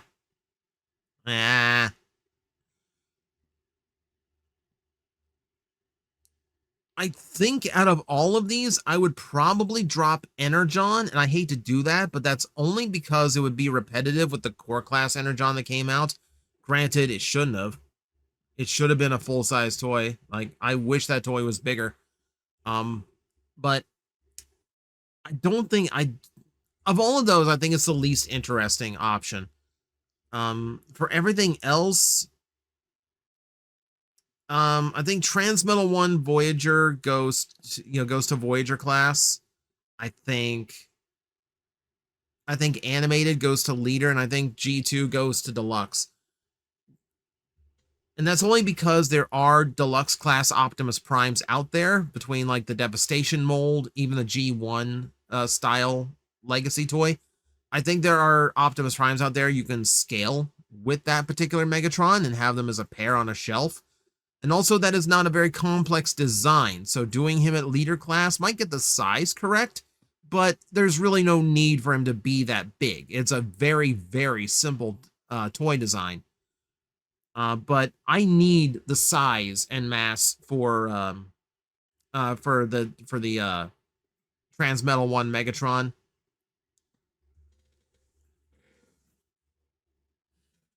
Honestly, like, I would almost flip him. I would almost want him to be leader and want animated to be Voyager. But animated Megatron, the whole point of him is to be much bigger than Optimus, so he needs to be a leader.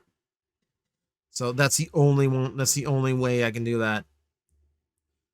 Speaking of Insecticons, I hope Hasbro Takumi makes Generations Age of the Prime hard shell.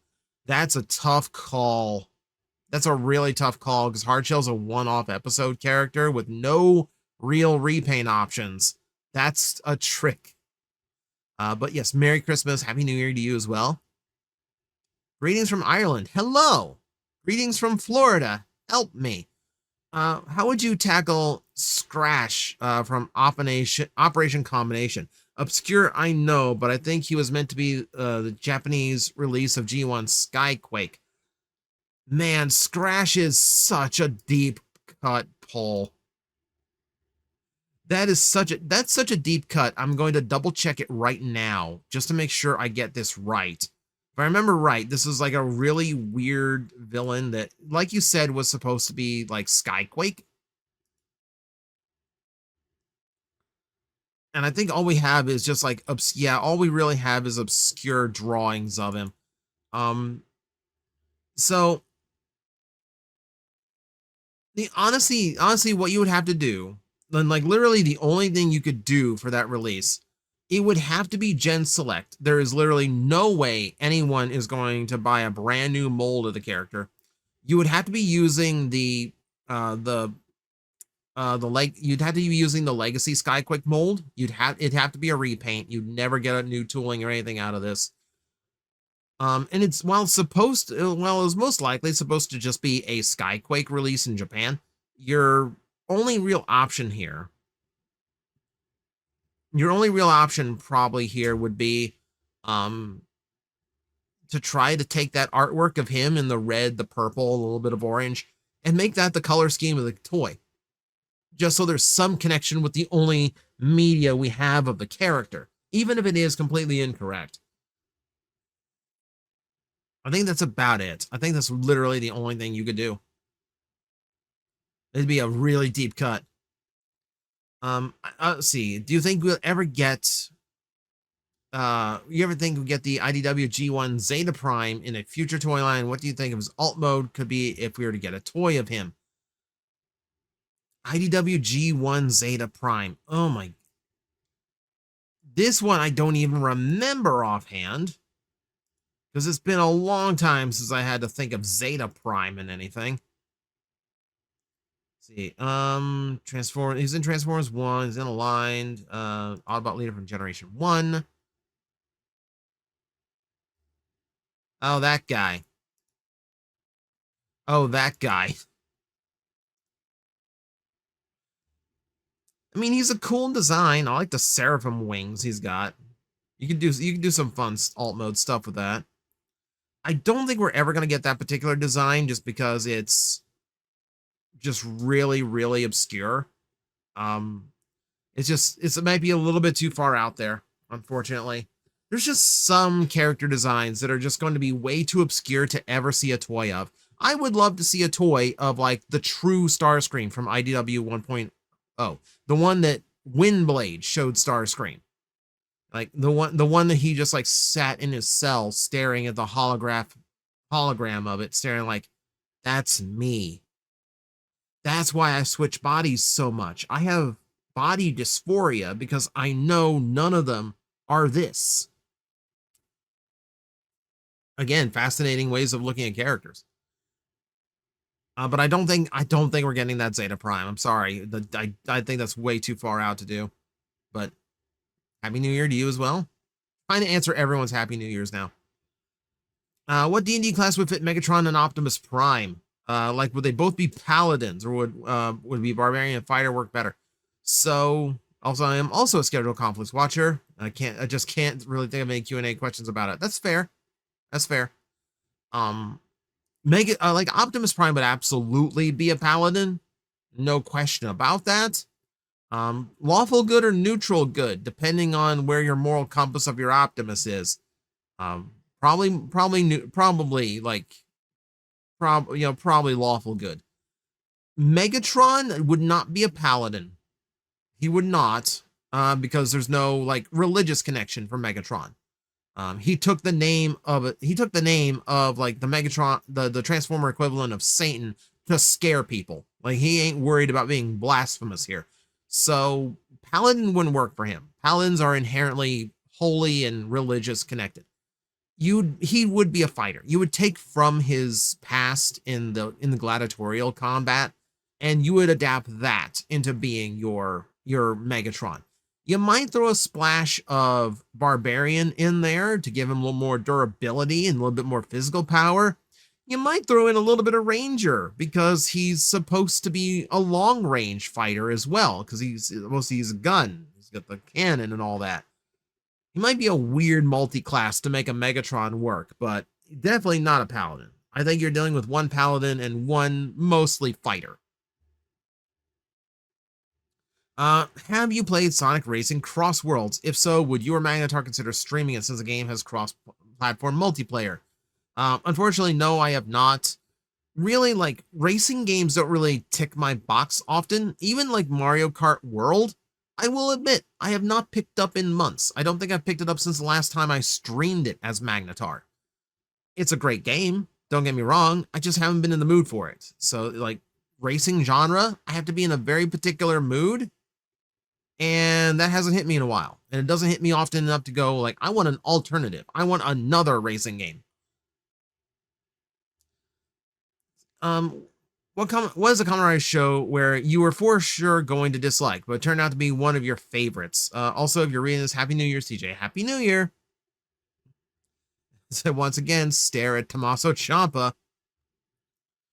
One that I thought was going to turn, where I thought it, or I was dreading it, I thought it would turn out to be bad, and it turned out to be one of my favorites.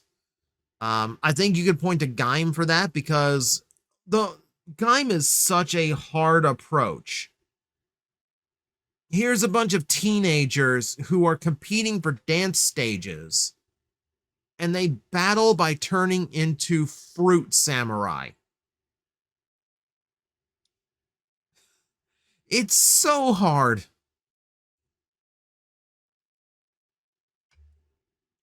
It's so hard to talk people into Gaim on that premise, but it is a fantastic show. I'll tell you the one that I was dreading, and that I really thought I would be watching out of obligation more than anything. X-Aid. X-Aid is so visually weird and such a silly looking show on the surface. You have no idea how dark X-Aid can get. You really do not have any idea how dark X-Aid can get. But yeah, that one turned out to be one of my favorites, though. All right. What are your thoughts on taking name dump characters and the alternate names for characters Hasbro had to use when they lost the trademarks and turn them into new fleshed out characters? For example, Fire Strike, Quick Slinger, Silver Streak, etc. I do really like that idea. Like, especially if they came with particular like cosmetic differences. Like if you find like a unique take on Silver Streak, and just pattern him out to be someone completely new. Like, I love the trick, right, where we now have Blue Streak, who's in his G1 colors, and Silver Streak, who is in Diaclone Blue. And I love that. I absolutely want Silver Streak to just be some weird, like, twin brother of Blue Streak. And have, like, some soap opera. Well, we got switched at birth. That's why our names are backwards. That kind of weirdness to it. Yeah, I would love for them to do that more often. It's very rare that they do. And I'll say, yeah, Happy New Year to you. Any plans on playing Amazing Grace on a kazoo when Funko finally goes out of business? Like the thing is, I'm not rooting for any toy company to go out of business. I might personally dislike Funko Pops, but Funko does do toys other than them that I have actually liked and I thought were kind of fun novelties or ideas. So I don't want them to, I wouldn't want them to go to completely under, like they still have a bit. They said they can pull it out for a year. So we'll just cross fingers and hope that, no toy designers lose their jobs or anything. They just have to figure out their business model, which is a mess. Okay, we skipped the comments so we can keep going. Owl House Transformer question. Here we go. What vehicle and or beast mode would the main cast Hex Squad would have? Some ideas include Amity as a seeker / cat, Willow as an ox or farming truck, Ida and Lilith as jets, owl beast. This is getting into the range of asking me to create an entire cast. So that gets a little bit weird. I mean, the obvious ones would be to base them off of their palismans. So they would all be some kind of like animalistic. I think very much they would be beast formers. In particular because you are dealing with the Boiling Isles, a place of demons and witches, meaning not a whole lot of cars and planes. So to feel right for them, I think they would all turn into beasts and not necessarily like the animals that you would expect. I don't think Willow would be an ox. We'll put it that way. She is strong, but I don't think an ox is really the right call for a female character. I would love for Luz to be a griffin. I'll say that. She has a history. Let's see, question. As someone who actually likes The Last Night, I'm looking forward to the new Nemesis. I know. Yes, this should just be a head swap. In a similar vein, what hyper-specific repaint retool of a character that gets all the bells and whistles of that version would you want? I mean, my answer to this would have been Hot Rod, but we're getting that. We're getting a fixed version, a completely fixed version of 86 Hot Rod with a bunch of new parts. It's completely decked out and really, really cool. So I can't really say that. Who else is left? Like, I don't know of anyone who's like, we've done all of this already. I'm not really sure what it would be at this point. I think the only one I could really go with at this point would be like retooling any Cyclonus into IDW with a new head and a broken horn. And it'd be a tough fit for some of them. Admittedly, Kingdom Cyclonus, great toy as it is, way too thick to be that Cyclonus. But the idea is there. You could at least try, darken the colors, give me the new head and broken horn, at least give me something. I'm not sure that counts as hyper specific, but like that's as close as I can think of at the moment. Because really, like when you get into like the level of like repaint that Nemesis is, I really don't care. I don't care about like super minor repaints like that. Studio Series 86 has been pretty inconsistent with the type of paint they use on characters' faces and the type of windows they use. So where do you stand? Clear windows and silver face paint, clear windows and flat gray faces, opaque painted windows and silver faces, opaque painted windows and flat gray faces. It really depends on what you're going for. Because like Studio Series 86, I would probably prefer the flat gray. Sorry, I got a message all of a sudden. I would think I would prefer the flat gray for that one. But in all situations, I prefer opaque windows. Not even painted, just flat out opaque. No you know me by now. No translucence. If you're gonna do clear plastic, make it an insert. Otherwise, solid plastic, please. Yeah, for the most part, I think if I'm going completely animation accurate for Studio Series 86, I do prefer the gray. But that's just me. All right, moving on. In your local toy store, was Transformers Legacy Strong Arm a shelf warmer, or was it another Transformer? I can't remember what else was on the shelf with her at the same time, but I will tell you, yes, Strong Arm was a bad shelf warmer. I could find her for months on end. Currently, I've been able to find her at like clearance stores like Ross. That was a pretty easy one to find for a while. Yeah, that's just unfortunate. Yeah, just the modern media isn't as popular enough to get away with generation toys often enough, which is a shame because Strong Arm's a really good character. This idea has been stuck with me since the reveal of my Cronus and the existence of timelines, but imagine the Wild West era of Autobots transforming to robotic horses and rider, with Megs being a Maxim gun and Screamer being the early flying machine or something. Sheer coolness aside, do you think this would be possible with small guys integrated and Deluxe being established? So you wouldn't get anything like a rider out of anything like this. We see this with the Optimus Prime ox cart. You aren't going to get a rider. You aren't going to get someone driving the cart. So you're not getting anyone piloting the horses. Mostly because, I'll tell you this, like my Cronus didn't come out very good. My Cronus is kind of a lame toy, and it's because that Minicon faux pretender gimmick really gets in the way of him being a solid figure. Much as I hate that because it's a really cool design and thought, it just isn't executed well. So I don't want to see that. I don't want to see that in a deluxe again. You wouldn't be able to do it. The idea of putting like a timeline series in Wild West era, if you could come up with enough vehicles that made sense, absolutely. I wouldn't mind seeing that. How much chaos do you think G1 Galvatron, either cartoon or comic, could cause in a live action movie continuity? If you did him accurately, he would be very chaotic. He would be a different type of villain because he would be like one of those watch the world burn type villains. He wouldn't be after some ancient Cybertronian relic that somehow is hidden on Earth, like literally every live action movie does. He would have a different goal. He would have different means, which means you could tell a different story.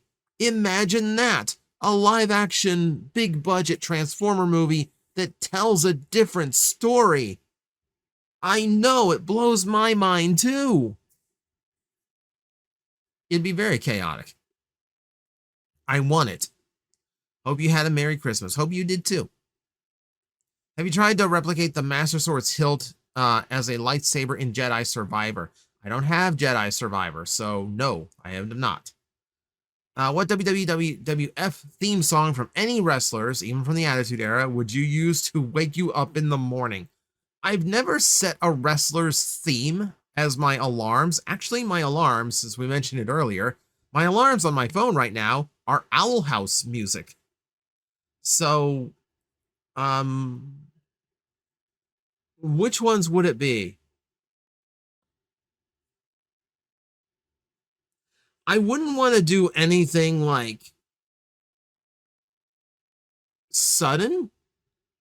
Like it wouldn't be stone cold, right? Because like I would jump up and like implant myself in the ceiling every morning when the glass shattered. That ain't good. I can't do that. That wouldn't be good. Um Geez, I'm trying to think. It would have to be something a little bit more mellow. Like nothing like Edge or Jericho's themes. Nothing like too intense. Um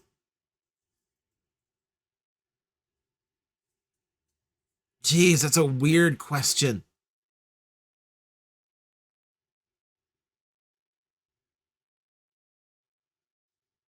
That was a weird question. I'm trying to, man. You would think this would be easier. It's like, let's just go with a favorite, Rob Van Dam. Like, no, his music has like a, dun, it would like scare you when you woke up. Um, that's really difficult. That's actually really difficult to call. I almost want to say Mick Foley, because yes, it starts with the sound of a car crash, but not a loud one. And the music afterwards is like normal rock, but it's not terribly loud. That one almost might be the choice. Uh, see. See, for the Lego Megatron Conundrum, think of going the route of Cybertron, Galaxy Force, Dark of the Moon, Cybertron was one, and the canceled alternator figure might be the best option. So make a new alt mode. That's really what that sums up to, is just like, don't just pick a new alt mode. And they would have to. How exactly would the remaining 85 casts work for modern updates, including the Tycho products? Oh my god. Who's even left in the 85 cast? Who's even left at this point? I think pretty much everyone from 85 has been covered. So you got Jetfire, you got the Dinobots, you got Omega Supreme, you've got yeah, like I could do with a better Trax, but that seems to be the standard for Trax, who can never get a good toy.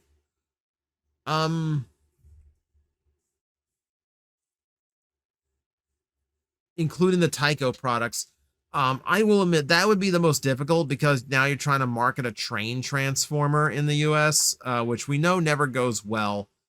I think considering the two big elements of that train is the fact that like there's a robot that pops out of one car and a jet that pops out of another.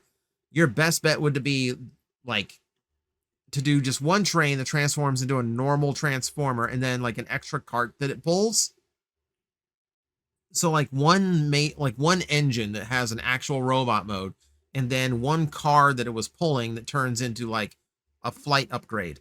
But that would be a very, very extensive for an extremely weird homage to a very, very unknown product. The rest of it, I will admit, I'm not up and familiar with enough, because I want to say most of the 85 cast has been done. Outside of just like super obscure stuff like you're talking about. Quick little, I'm just taking a quick little glance at TF Wiki just in case I'm missing something. No, even Roadbuster and Whirl have gotten modern toys that I think are absolutely fine. They're a little bit old at this point, but they're spot on what they needed to be, so they've aged very well. We got the jump starters have been done. Tech Specimen 11 is literally just a toy gun and communicator. I don't know. I don't think you could get away with that one. I don't think that one goes anymore. Yeah, pretty much everyone's been done. Even the deluxe Insecticons have been done. The only thing that would be left at this point would be to get Pepsi and Cookie Crisp on board for an Optimus and Jazz, and the Omnibots. And we've discussed why the Omnibots are so difficult. It's because Camshaft has such a unique looking robot mode, they can't get anything out of it. That's the biggest one.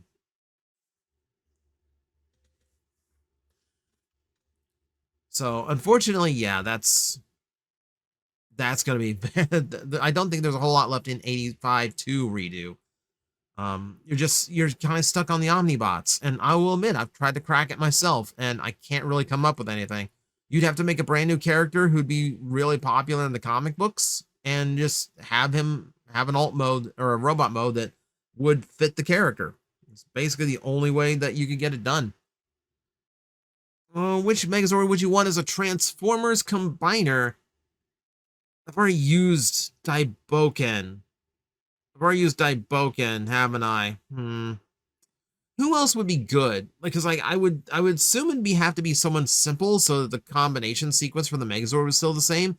And I don't want to go as simple as like, oh, make it the Dinozords.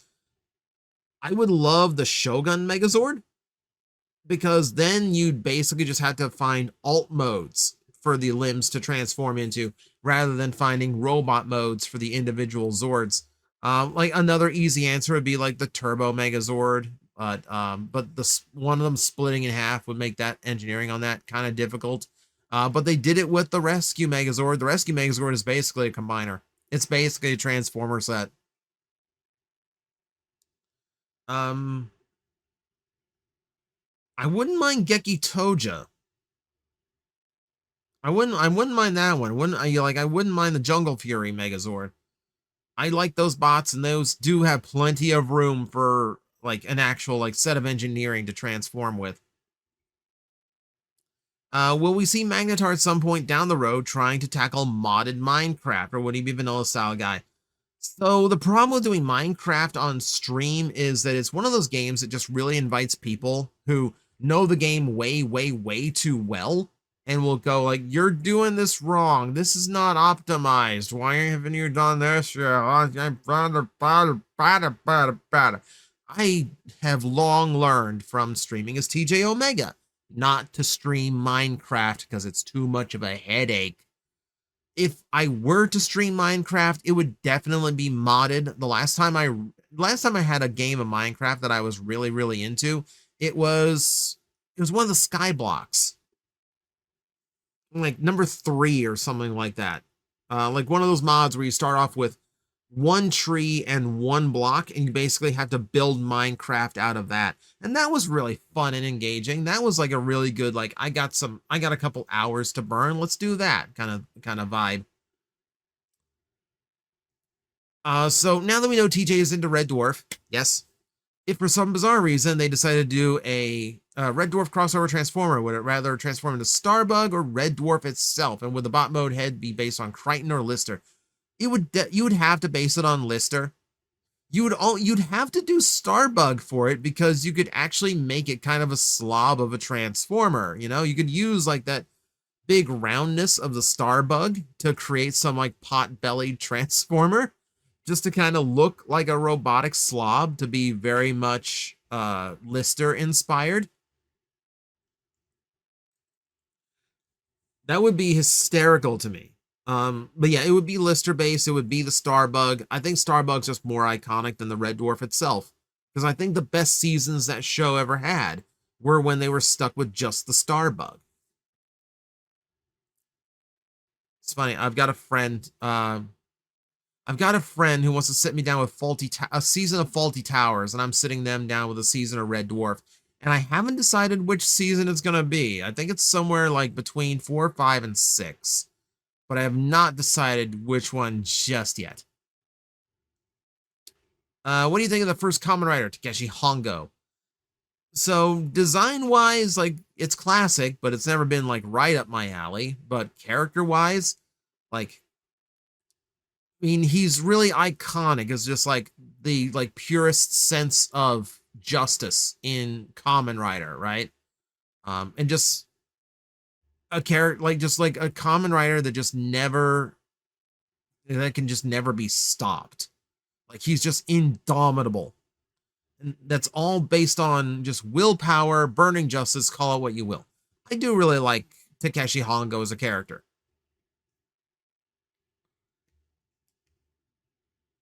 What's the hope of Plastic Addict once a week?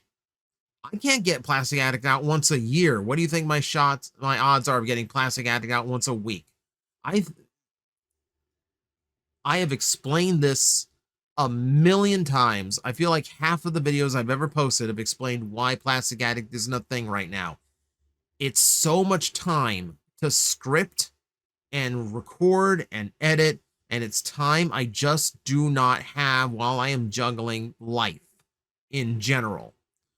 My hope is that once we get through like all the chaos going on behind the scenes, that things will free up enough for me to actually feel comfortable sitting down and scripting things again. Um, but even then, at the absolute fastest, maybe once every 2 weeks, but the more practical reality is once a month. I am never doing Plastic Addict once a week again. I tried doing a fast schedule like that. It nearly killed me. We're not doing that again. I'm not putting that much pressure on myself because I feel like it doesn't put out a good product for you to watch. So I would rather take my time with it and make sure it's as good as it can be instead of just farting something out once a week. With Lego getting to do Transformer stuff, is there anything Lego has done that you would want Transformers to do? Personally, I want something like the Ultra Dragon from Ninjago, four-headed white dragon, green, black accents, if you don't know. Huh. So something iconic of Lego that I would want Transformers to do. See, if you want to flip the script, like the same way that Hot Wheels went both ways, that we have Transformer has Hot Wheel toys and Hot Wheel cars as Transformers. If you want to do it that way, I would do like an iconic Lego pirate ship. Like an iconic Lego pirate ship, or like even a castle, like where it looks like a finished Lego set, but it transforms into a robot mode who aesthetically matches the look of Lego. You know, it'd be fully articulated, but it would be blocky. You'd have studs across it, and I'd probably even give it like a G1 style robot face. Just to confer that like this is an older fashioned design. Like you could definitely have fun with that though. Or something from like the early like space sets, you know, like one of the vintage space pieces that's like really iconic. That'd be really good to do for Transformers as well. Would you be fine if Hasbro redecoed some of the War for Cybertron Legacy and or Age of the Prime molds as upscaled versions of Micromasters like they've done with Universe 2008 line? Especially if it meant both the assigned molds got a secondary use or wouldn't otherwise, the names get secured as pure trademark rules. So I fail to remember enough Micromasters that I think are iconic enough for me to actually want back, especially at toys that I would now be paying like minimum $28 for. The audience to do this, like the time to do something like this would have been back when we were doing BotCon, and that all the toys that came out in a particular subset had a story attached to them. For instance, you know, you could do a capsule line at Target or Walmart that is just homages to Micromasters, and you just use modern toys to sit in for them. I've pitched such a thing in a past BotCon concept video. And the idea behind the story would be that the Transformers you're buying off the shelf are 1-to-1 scale with their size in the fiction. Because that is something we almost never get, are Transformers that are 1-to-1 scale with how they appear in the fiction of the comic book, cartoon, or whatever. And that would be fun, but I think that is such a niche idea. I think that was such a niche idea. You would only get away with it as a BotCon set. I don't see it working as anything else. And that ship has long since sailed. You think Jason the Wheel Warriors is too obscure to have crossover Transformer toys? So this is getting into the a range of like other, like you're asking more than one question here. As much as I think the vehicles in Jason the Wheel Warriors are really cool, I really do think that is way too obscure to actually do. It would be fun. They'd produce some really fun toys, but it definitely wouldn't be like a possibility. I really do not think. Honestly, your better bet would have been Thundercats. Like you'd buy a Thunder Tank immediately if they made one.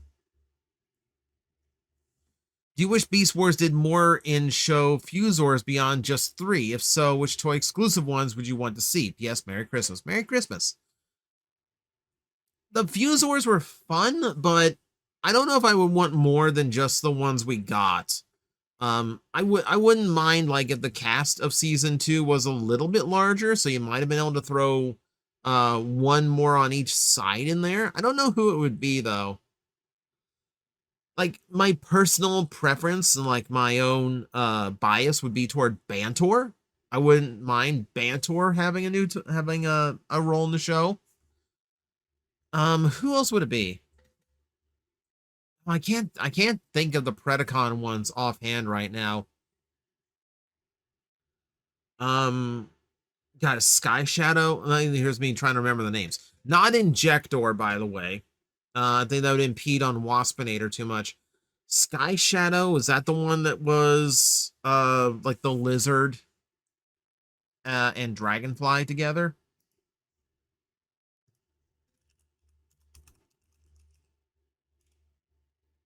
It would help if I spelled it right. Let's see. Sky Shadow, Beast Wars. Yeah, that's the one I was thinking of. That might work. He might have worked. Though, honestly, like, as much as I say Bantor, because I had a touch to Bantor, we know the one, right? We know the one is Torka. Because if he had been in the show, we could have absolutely have gotten a like leader class Torka by now.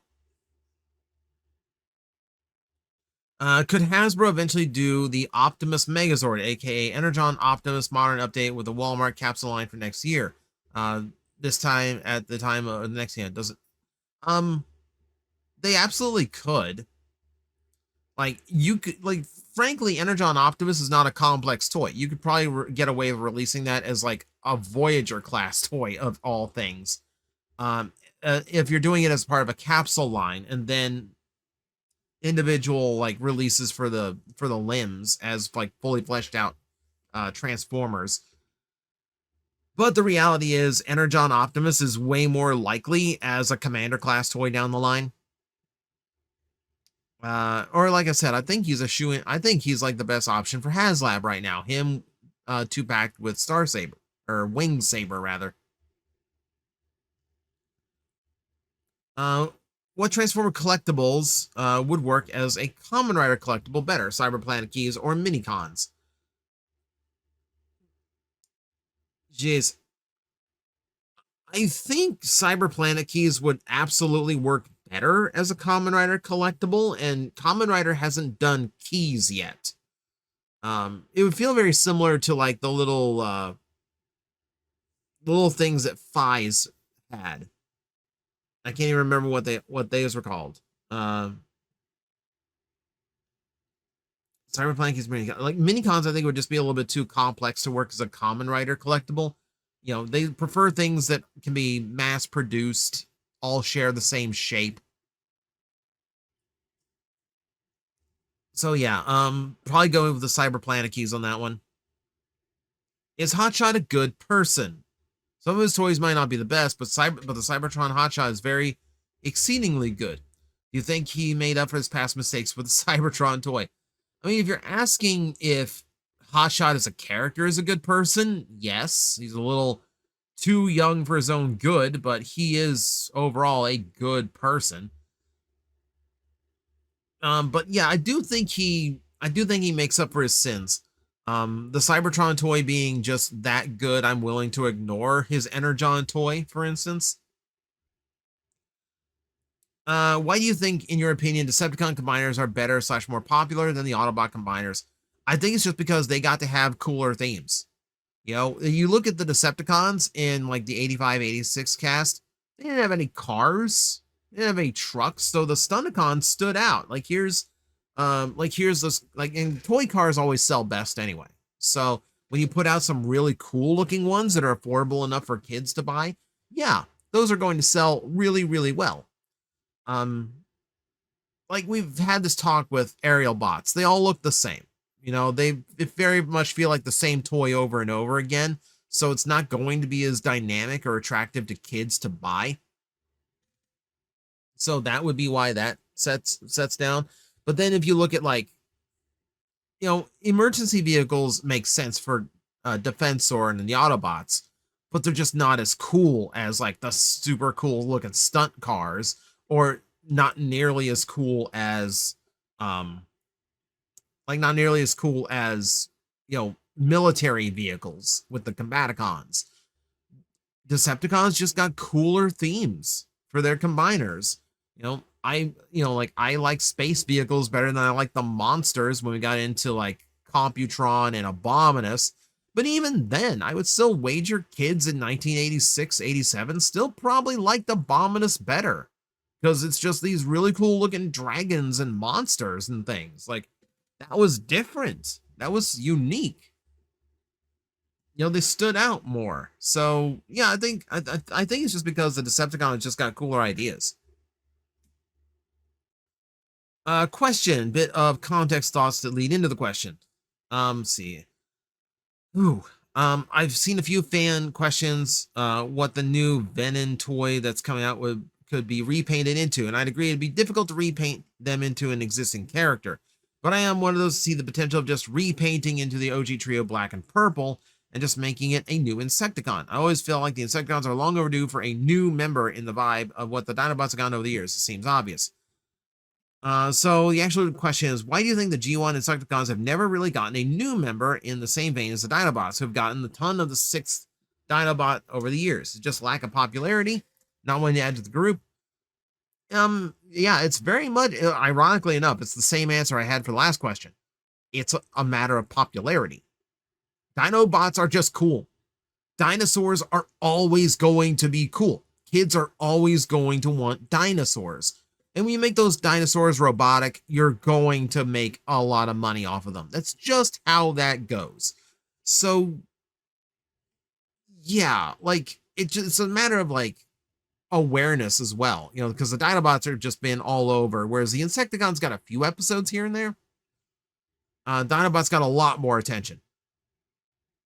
It really is just a matter of the Dinobots are more popular, and writers for various comics, etc., have just been more passionate about them than they have been Insecticons.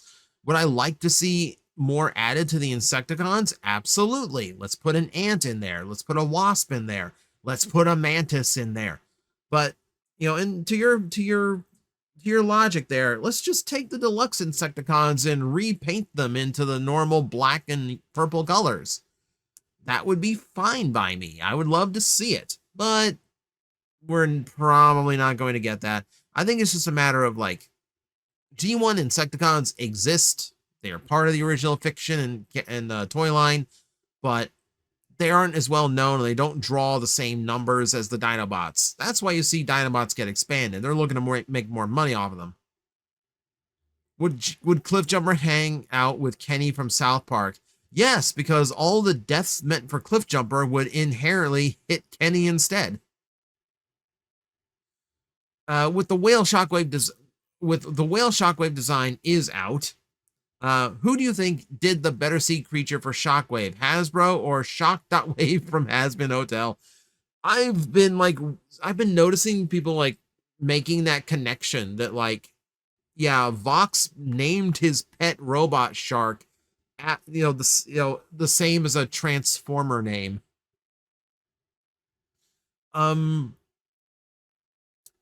I think Shockwave is just a little bit over designed for me. I really like how, like, Shockwhale is looking right now. I think that's a really cool design. I am really looking forward to that toy. I think Shockwave from Hazbin just goes a little bit too far. I'm not completely big on that one. It is still funny that, like, when we're getting a sea creature Shockwave next year, a sea creature Shockwave came up in another really popular show. Who would be a better maximal leader in the Beast Wars TV series than Primal? Big Convoy or Leo Prime or Leo Convoy? I really think Leo Convoy does a better job as a leader. He's more understanding to his troops. Big Convoy's story is as a gruff, serious leader who has to learn what it's like to really lead a group. And he has to learn that, you know, they are people too, that he has to start considering and be a little bit more, you know, a little less commander and, you know, like a little bit more a leader. So Big Convoy is not in a perfect leadership role right from the beginning. Lyle Convoy could step right into that role. I think he is good for that. Who should be Moriarty for Nightbeat? Oh, there is the question now, isn't it? Who is Nightbeat's greatest rival amongst the Decepticons? That would take a lot of thought, because you have characters in the Decepticons who are really good at, like, sneaking, espionage, that kind of thing. But it is a matter of, like, who is, like, a mastermind genius that could get away with grand schemes and not get caught. That, amongst Decepticons, is actually really rare. I think you would have to come up with someone completely new in order to match Nightbeat beat for beat. I don't know who it would be from the existing cast. I don't think you really have, like, you don't have a character who's successful enough to outwit Nightbeat for too long. That's the problem. Thoughts on the canceled Mega Man X FPS game if you've heard of it? I have heard of it. I saw the early visuals. Don't take this too hard, but I absolutely hated every single solitary pixel of what I saw. It was not Mega Man. It was supposed to be like super dark and gritty. I really hated the redesign they gave to X. The gameplay did not look like, it didn't look like it would be the type of gameplay I'd ever want out of Mega Man. Everything I saw about it, I despised. So yeah, I'm kind of glad they got canceled. Just make a good Mega Man X game. That's all I want. You're getting a new Mega Man. Give me a new Mega Man X. Why is it the third-party Transformer toys are sometimes better than what Hasbro Takara made in terms of quality toys? Oh my god, are we really asking this? Are we really asking this? The reason is because third-party toys essentially have an unlimited budget. They can make whatever they want and then just charge you whatever it takes to make a profit. So they can make them as good as they want, use as much solid plastic as they want, use as much die cast as they want, paint the toy as much as they want. Hasbro and Takara have limits. They have to maintain a particular budget, and all the figures they release in each size class has to match that budget.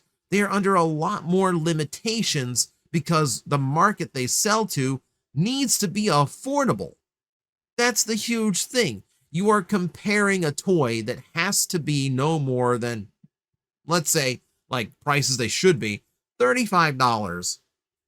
To get like a good like 6-7 inch representation of a classic character versus a third party company that's going to charge you $150 for that same character, but it's going to have a lot more bells, whistles, paint, and solid plastic to it. You're comparing apples and hand grenades. Like, it's really not a fair comparison to just call, because of course a third party toy is going to be better. They're charging hundreds of dollars per figure. Obviously they're going to be better.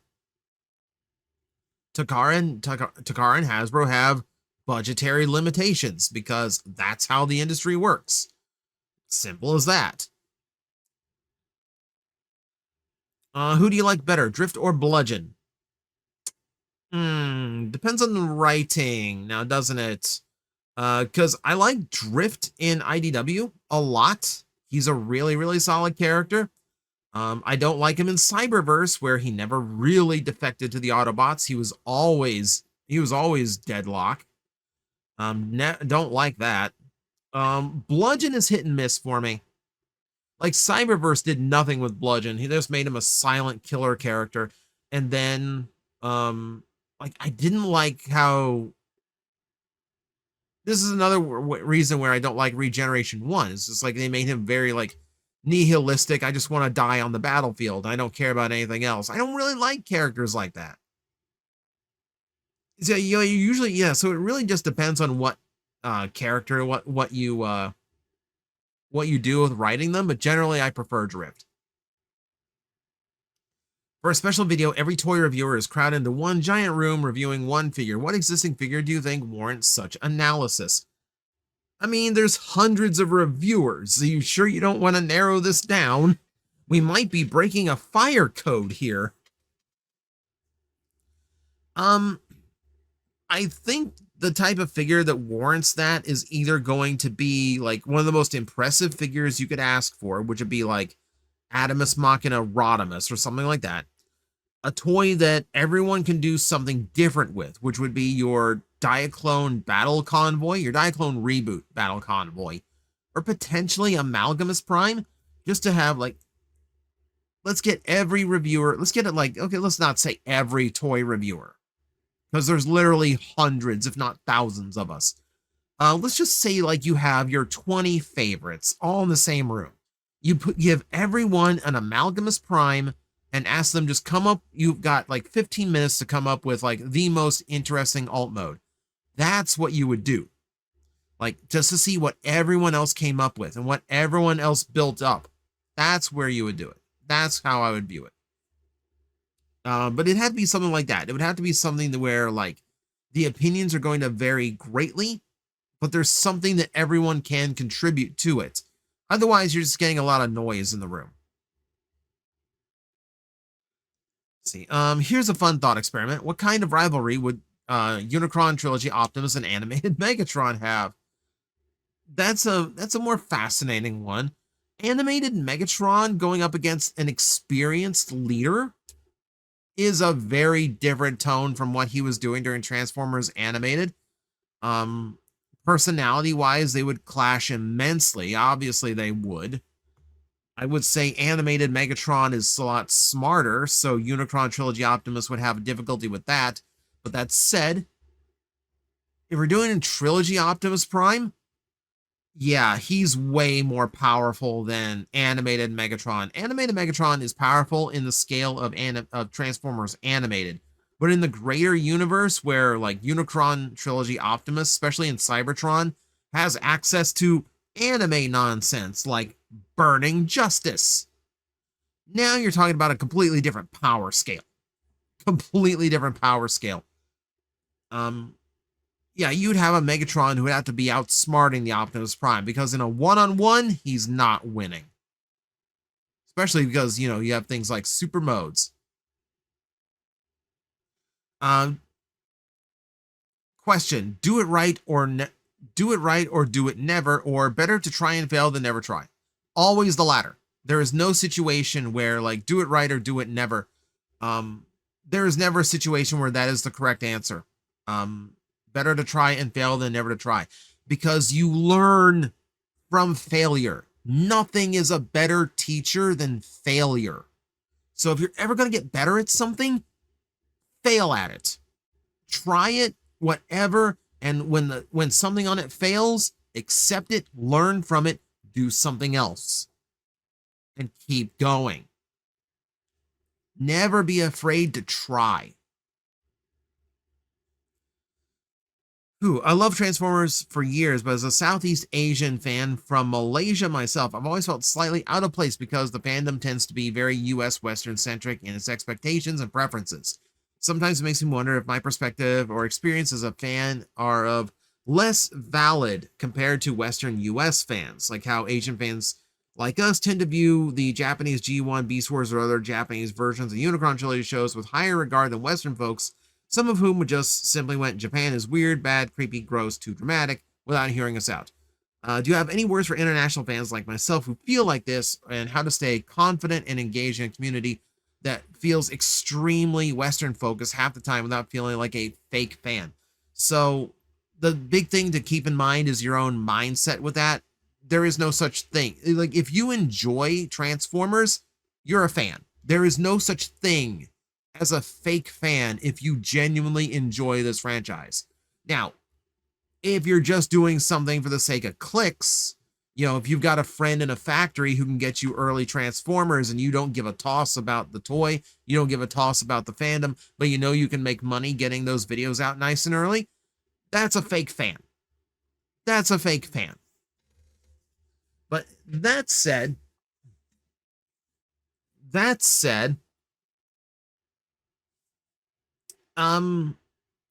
it is very difficult because ultimately Transformers is a Western property. It starts in 1984 with Hasbro partnering with Marvel Comics to create stories and characters based off of these Japanese toys. I think most fandoms, most that you are going to see, you're going to hit the same problem because so many popular bits of media do originate in America. You know, your Ninja Turtles is an American property. Your Avatar: The Last Airbender. It's difficult when you're a fan of something produced in another country. I feel the same way with like Kamen Rider. Like, I know they're never going to cater to what I specifically want out of the franchise. I know my voice is going to matter only to domestic fans who vibe with me, but I try to find that, so that I can stay engaged. And I know that there's community for like Southeast Asian fans. Like there's got to be community that you can stay a part of, have friends in, build community with. And it doesn't make you less valid.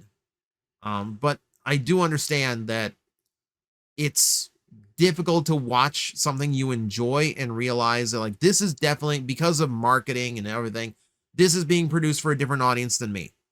But to a point, you do kind of have to accept that. That's going to be the nature of the beast. In the same way that, I couldn't save Super Sentai with any ideas, pitches, or support I gave it. It was just going to go down regardless of what I was doing. So, in the same vein, just kind of have to take the blow and just enjoy it for what it is. You're not a fake fan. You enjoy Transformers? Welcome to the fandom. If anything, finding community that, the key here is like finding community that even if it is in the West, appreciates that different viewpoint. Like I like to think I try to keep a fairly widespread and accepting community here, which, you're in my comment section, you are a part of.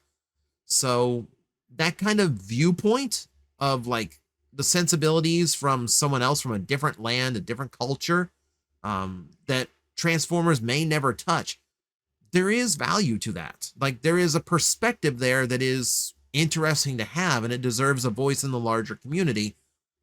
But you have to find the pockets of community that are willing to hear that voice, which I know that can be difficult, but it's out there. It is out there. So I'm afraid I don't know how much more advice or like words I could have for you there. Like you're never going to get past the fact that it is a Western. It is an American fiction. It's an American franchise. But that doesn't mean you have to feel separate from it. You're here. You belong. Don't think otherwise. Best Sentai robot, worst Sentai robot. We've covered this again. We're going to mention Daiboken one more time for this video. Man, I've got a lot of Super Sentai questions this month. Worst one, I don't even remember the name. What's that stupid one from Ninja Steel with a big like throne in the middle of his chest? I hated that thing. That looks so stupid. Just like, okay, just have like this. We'll have the Red Ranger piloting a little red Zord, and the little red Zord will pilot the big Megazord. And then the Ultra Zord equivalent is going to be piloted by the original Megazord. And I'm just going to punch you for creating this Matryoshka doll from hell. No! It was the dumbest idea that Super Sentai came up with. I hated that thing. I hated that thing. It looks so bad. Even though it's not a discussion as of right now, do you think it's possible that Super Sentai could be revived in a similar manner to how Kamen Rider got revived in the early 2000s, with Kuga within the next couple of decades or so, given the fact that the producer described it as a hiatus rather than an actual cancellation, because I'm sure 90s kids in Japan probably lost interest in the same old karate bugmen like how kids. So yeah, you're on the right path, Glide. It is one of those things. Super Sentai will absolutely be back. In one way or another, Super Sentai will return. It's too much of a cultural thing to not bring back at some point. But they have to have it on hiatus for multiple reasons. The contract with Hasbro, which I'm sure they would want to get canceled or expired in some way. The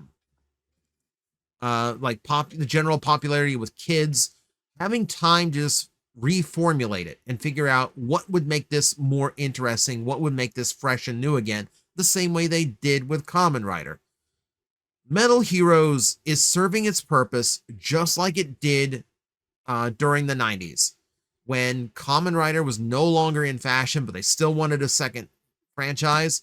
Here come the Metal Heroes, and they do way different things. They have a way different look, and you continue on with this brand new thing. And they're doing it again. Metal Heroes is back because one of their big franchises needs a break. Now, hiatus is always what they're going to say anytime that they cancel something, because it's very rarely just a flat out cancellation. But in this case, it absolutely is going to be. It is absolutely going to be.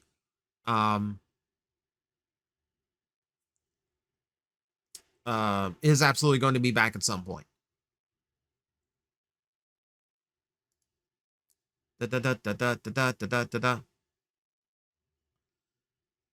da. See, has been Hotel Opinions. Yes, Angel's my favorite character because he is broken and he has a lot of growth to do. I like seeing his growth, and there's part of me that can relate with his struggle, not necessarily in what he does, but there's aspects to it I connect to. Let's put it that way.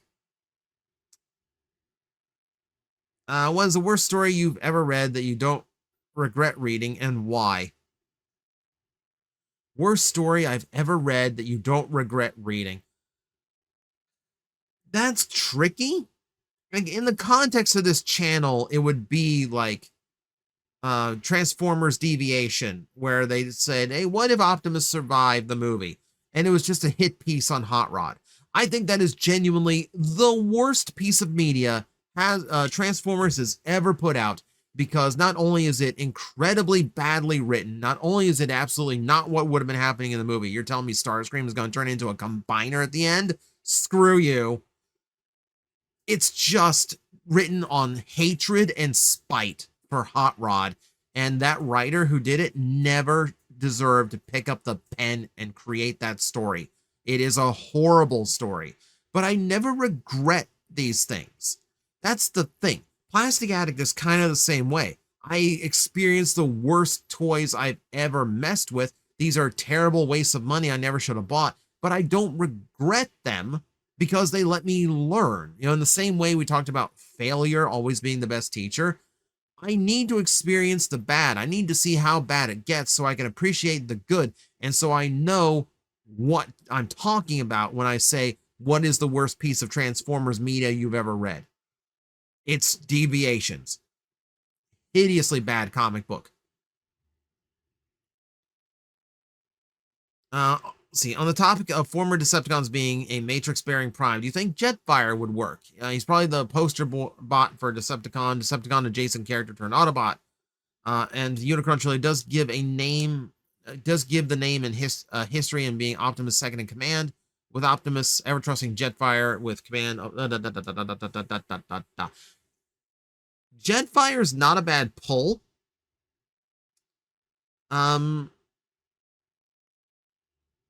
If like the only thing is that like Jetfire is not a commander himself. In future fictions, you are correct. Jetfire is a second in command in not in Armada, because he's like a very hot shot character. You know, like hot shot as in, you know, character personality. You get what I mean. In the later series, in Energon and Cybertron, yes, he does fall more into that second in command role. But you have to remember that's a completely different character. That is not G1's Jetfire. In that regard, yes, he is close, but he is a scientist at heart. He's not a command character. He's not someone who can strategize or bark orders, you know. So there's there's no leadership potential to him that we've ever seen tapped in any fiction. Though as far as like, and remember, he's only a Decepticon because he was tricked into being one, not because that's who he was. So there's a technicality there. There's an asterisk attached to that that we have to forget in order for him to qualify for this. So I don't think that works. I don't think it quite works the way you think it does. But on a technicality, it might. Maybe Liege Maximo could take a cue from Earthspark's version of Megatron, make him that armored airship. Maybe. Oh, Lego Megatron. We're still trying to figure out Lego Megatron. Oh, man, it's late. I read that as Liege Maximo. It's late, guys.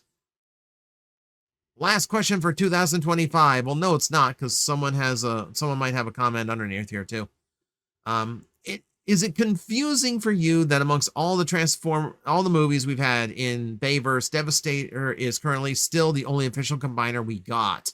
Like, obviously, budgetary reasons aside, did the backlash from the majority thinking the overall depiction of the Constructicon version of all got so bad they gave up on doing combiners for the later Bayverse movies? So part of it is probably because that combiner, that style did not go over too well with fans. On a nostalgia standpoint, yes, it went over very well later on. All the combiners they did for studio series for that movie went fine. They sold fine. They're very high value now. But at the time, they were not well received. But I don't think that's the reason. I think the reason is because to do a combiner, you have to net a lot of characters together, which is story-wise limiting. But also you have to remember, they were doing a final battle in Egypt where they had the space for a gigantic robot to be. All of their other ones have been located in cities, very tight. I mean, just to depict a gigantic transformer, a combiner, stomping through like downtown Chicago, there'd be very little room for him without him constantly destroying buildings. So every time this character moved through the city, your CGI budget's going through the roof. So I think it's just a semantics thing. It's not even like a budgetary limit aside. It is. It really is a budgetary limit that is the reason. But I think it just like pigeonholes writers too much. Like I think it's not conducive of like having a full cast. Ah, see, wasn't the last question. Wasn't the last question in 2025. It was yours, but not this one. Is there a particular director you think would be better for a Transformers movie? I will admit, I'm not up on my Hollywood enough to know directors. I'm at the mental point of anyone but Bay. Anyone but Bay. But I don't know my Hollywood well enough to like name a director I really, really like and go, they can handle giant robots. I believe this is no, we still have some. Some have beaten me to this. Okay, which birds do you think suited Blaster best to get to counter Soundwave's Laserbeak, Buzzsaw, Sundor, Wing Thing, and Ratbat? You gotta start putting parrots in there. You gotta start putting some parrots in there if you want. Like, aside from the fact, like, I think, like, not only is it like a very recognizable bird, especially color wise, and like just like shape wise with its beak, but also it just suits, right? It'd be like Blaster's backup singer. And his function could be just carry messages the same way Laserbeak does, except, he's a parrot, so he can imitate the voices without having to transform and be played. Like, there's a little bit of advantage to that. And you could do sneaky stuff too, because like if his mission would be like imitation of voice as a distraction, that'd be cool. That'd be cool. Yeah, so I'm going with parrot on this one.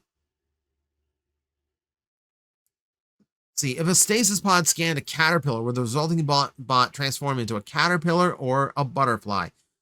It would probably be a caterpillar, mostly because it's copying some of the DNA and recreating it in their own body, but it's not going to have the capability of turning into a caterpillar. Certainly not.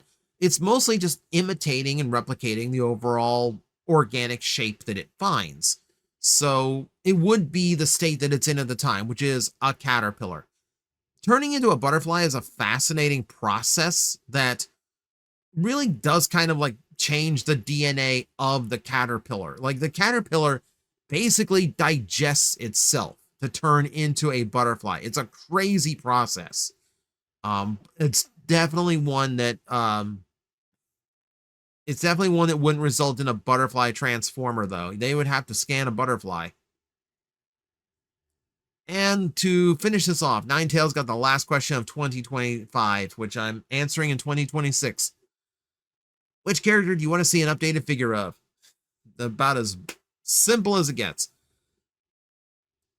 I can name my favorites. You know, you mentioned Technobots. That would be pretty easy. We mentioned Armada, Cyclonus, and Demolishor being like very, very overdue at this point. If we're talking just like characters that are we talked about characters that are in desperate need. Nightbeat is in desperate need of an updated toy. He hasn't had one since Thrilling 30, and that was a Bumblebee retool, so it really wasn't all that accurate. Really, there's so many that have already been covered at this point. It is very hard to come up with anyone who has not been updated at this point.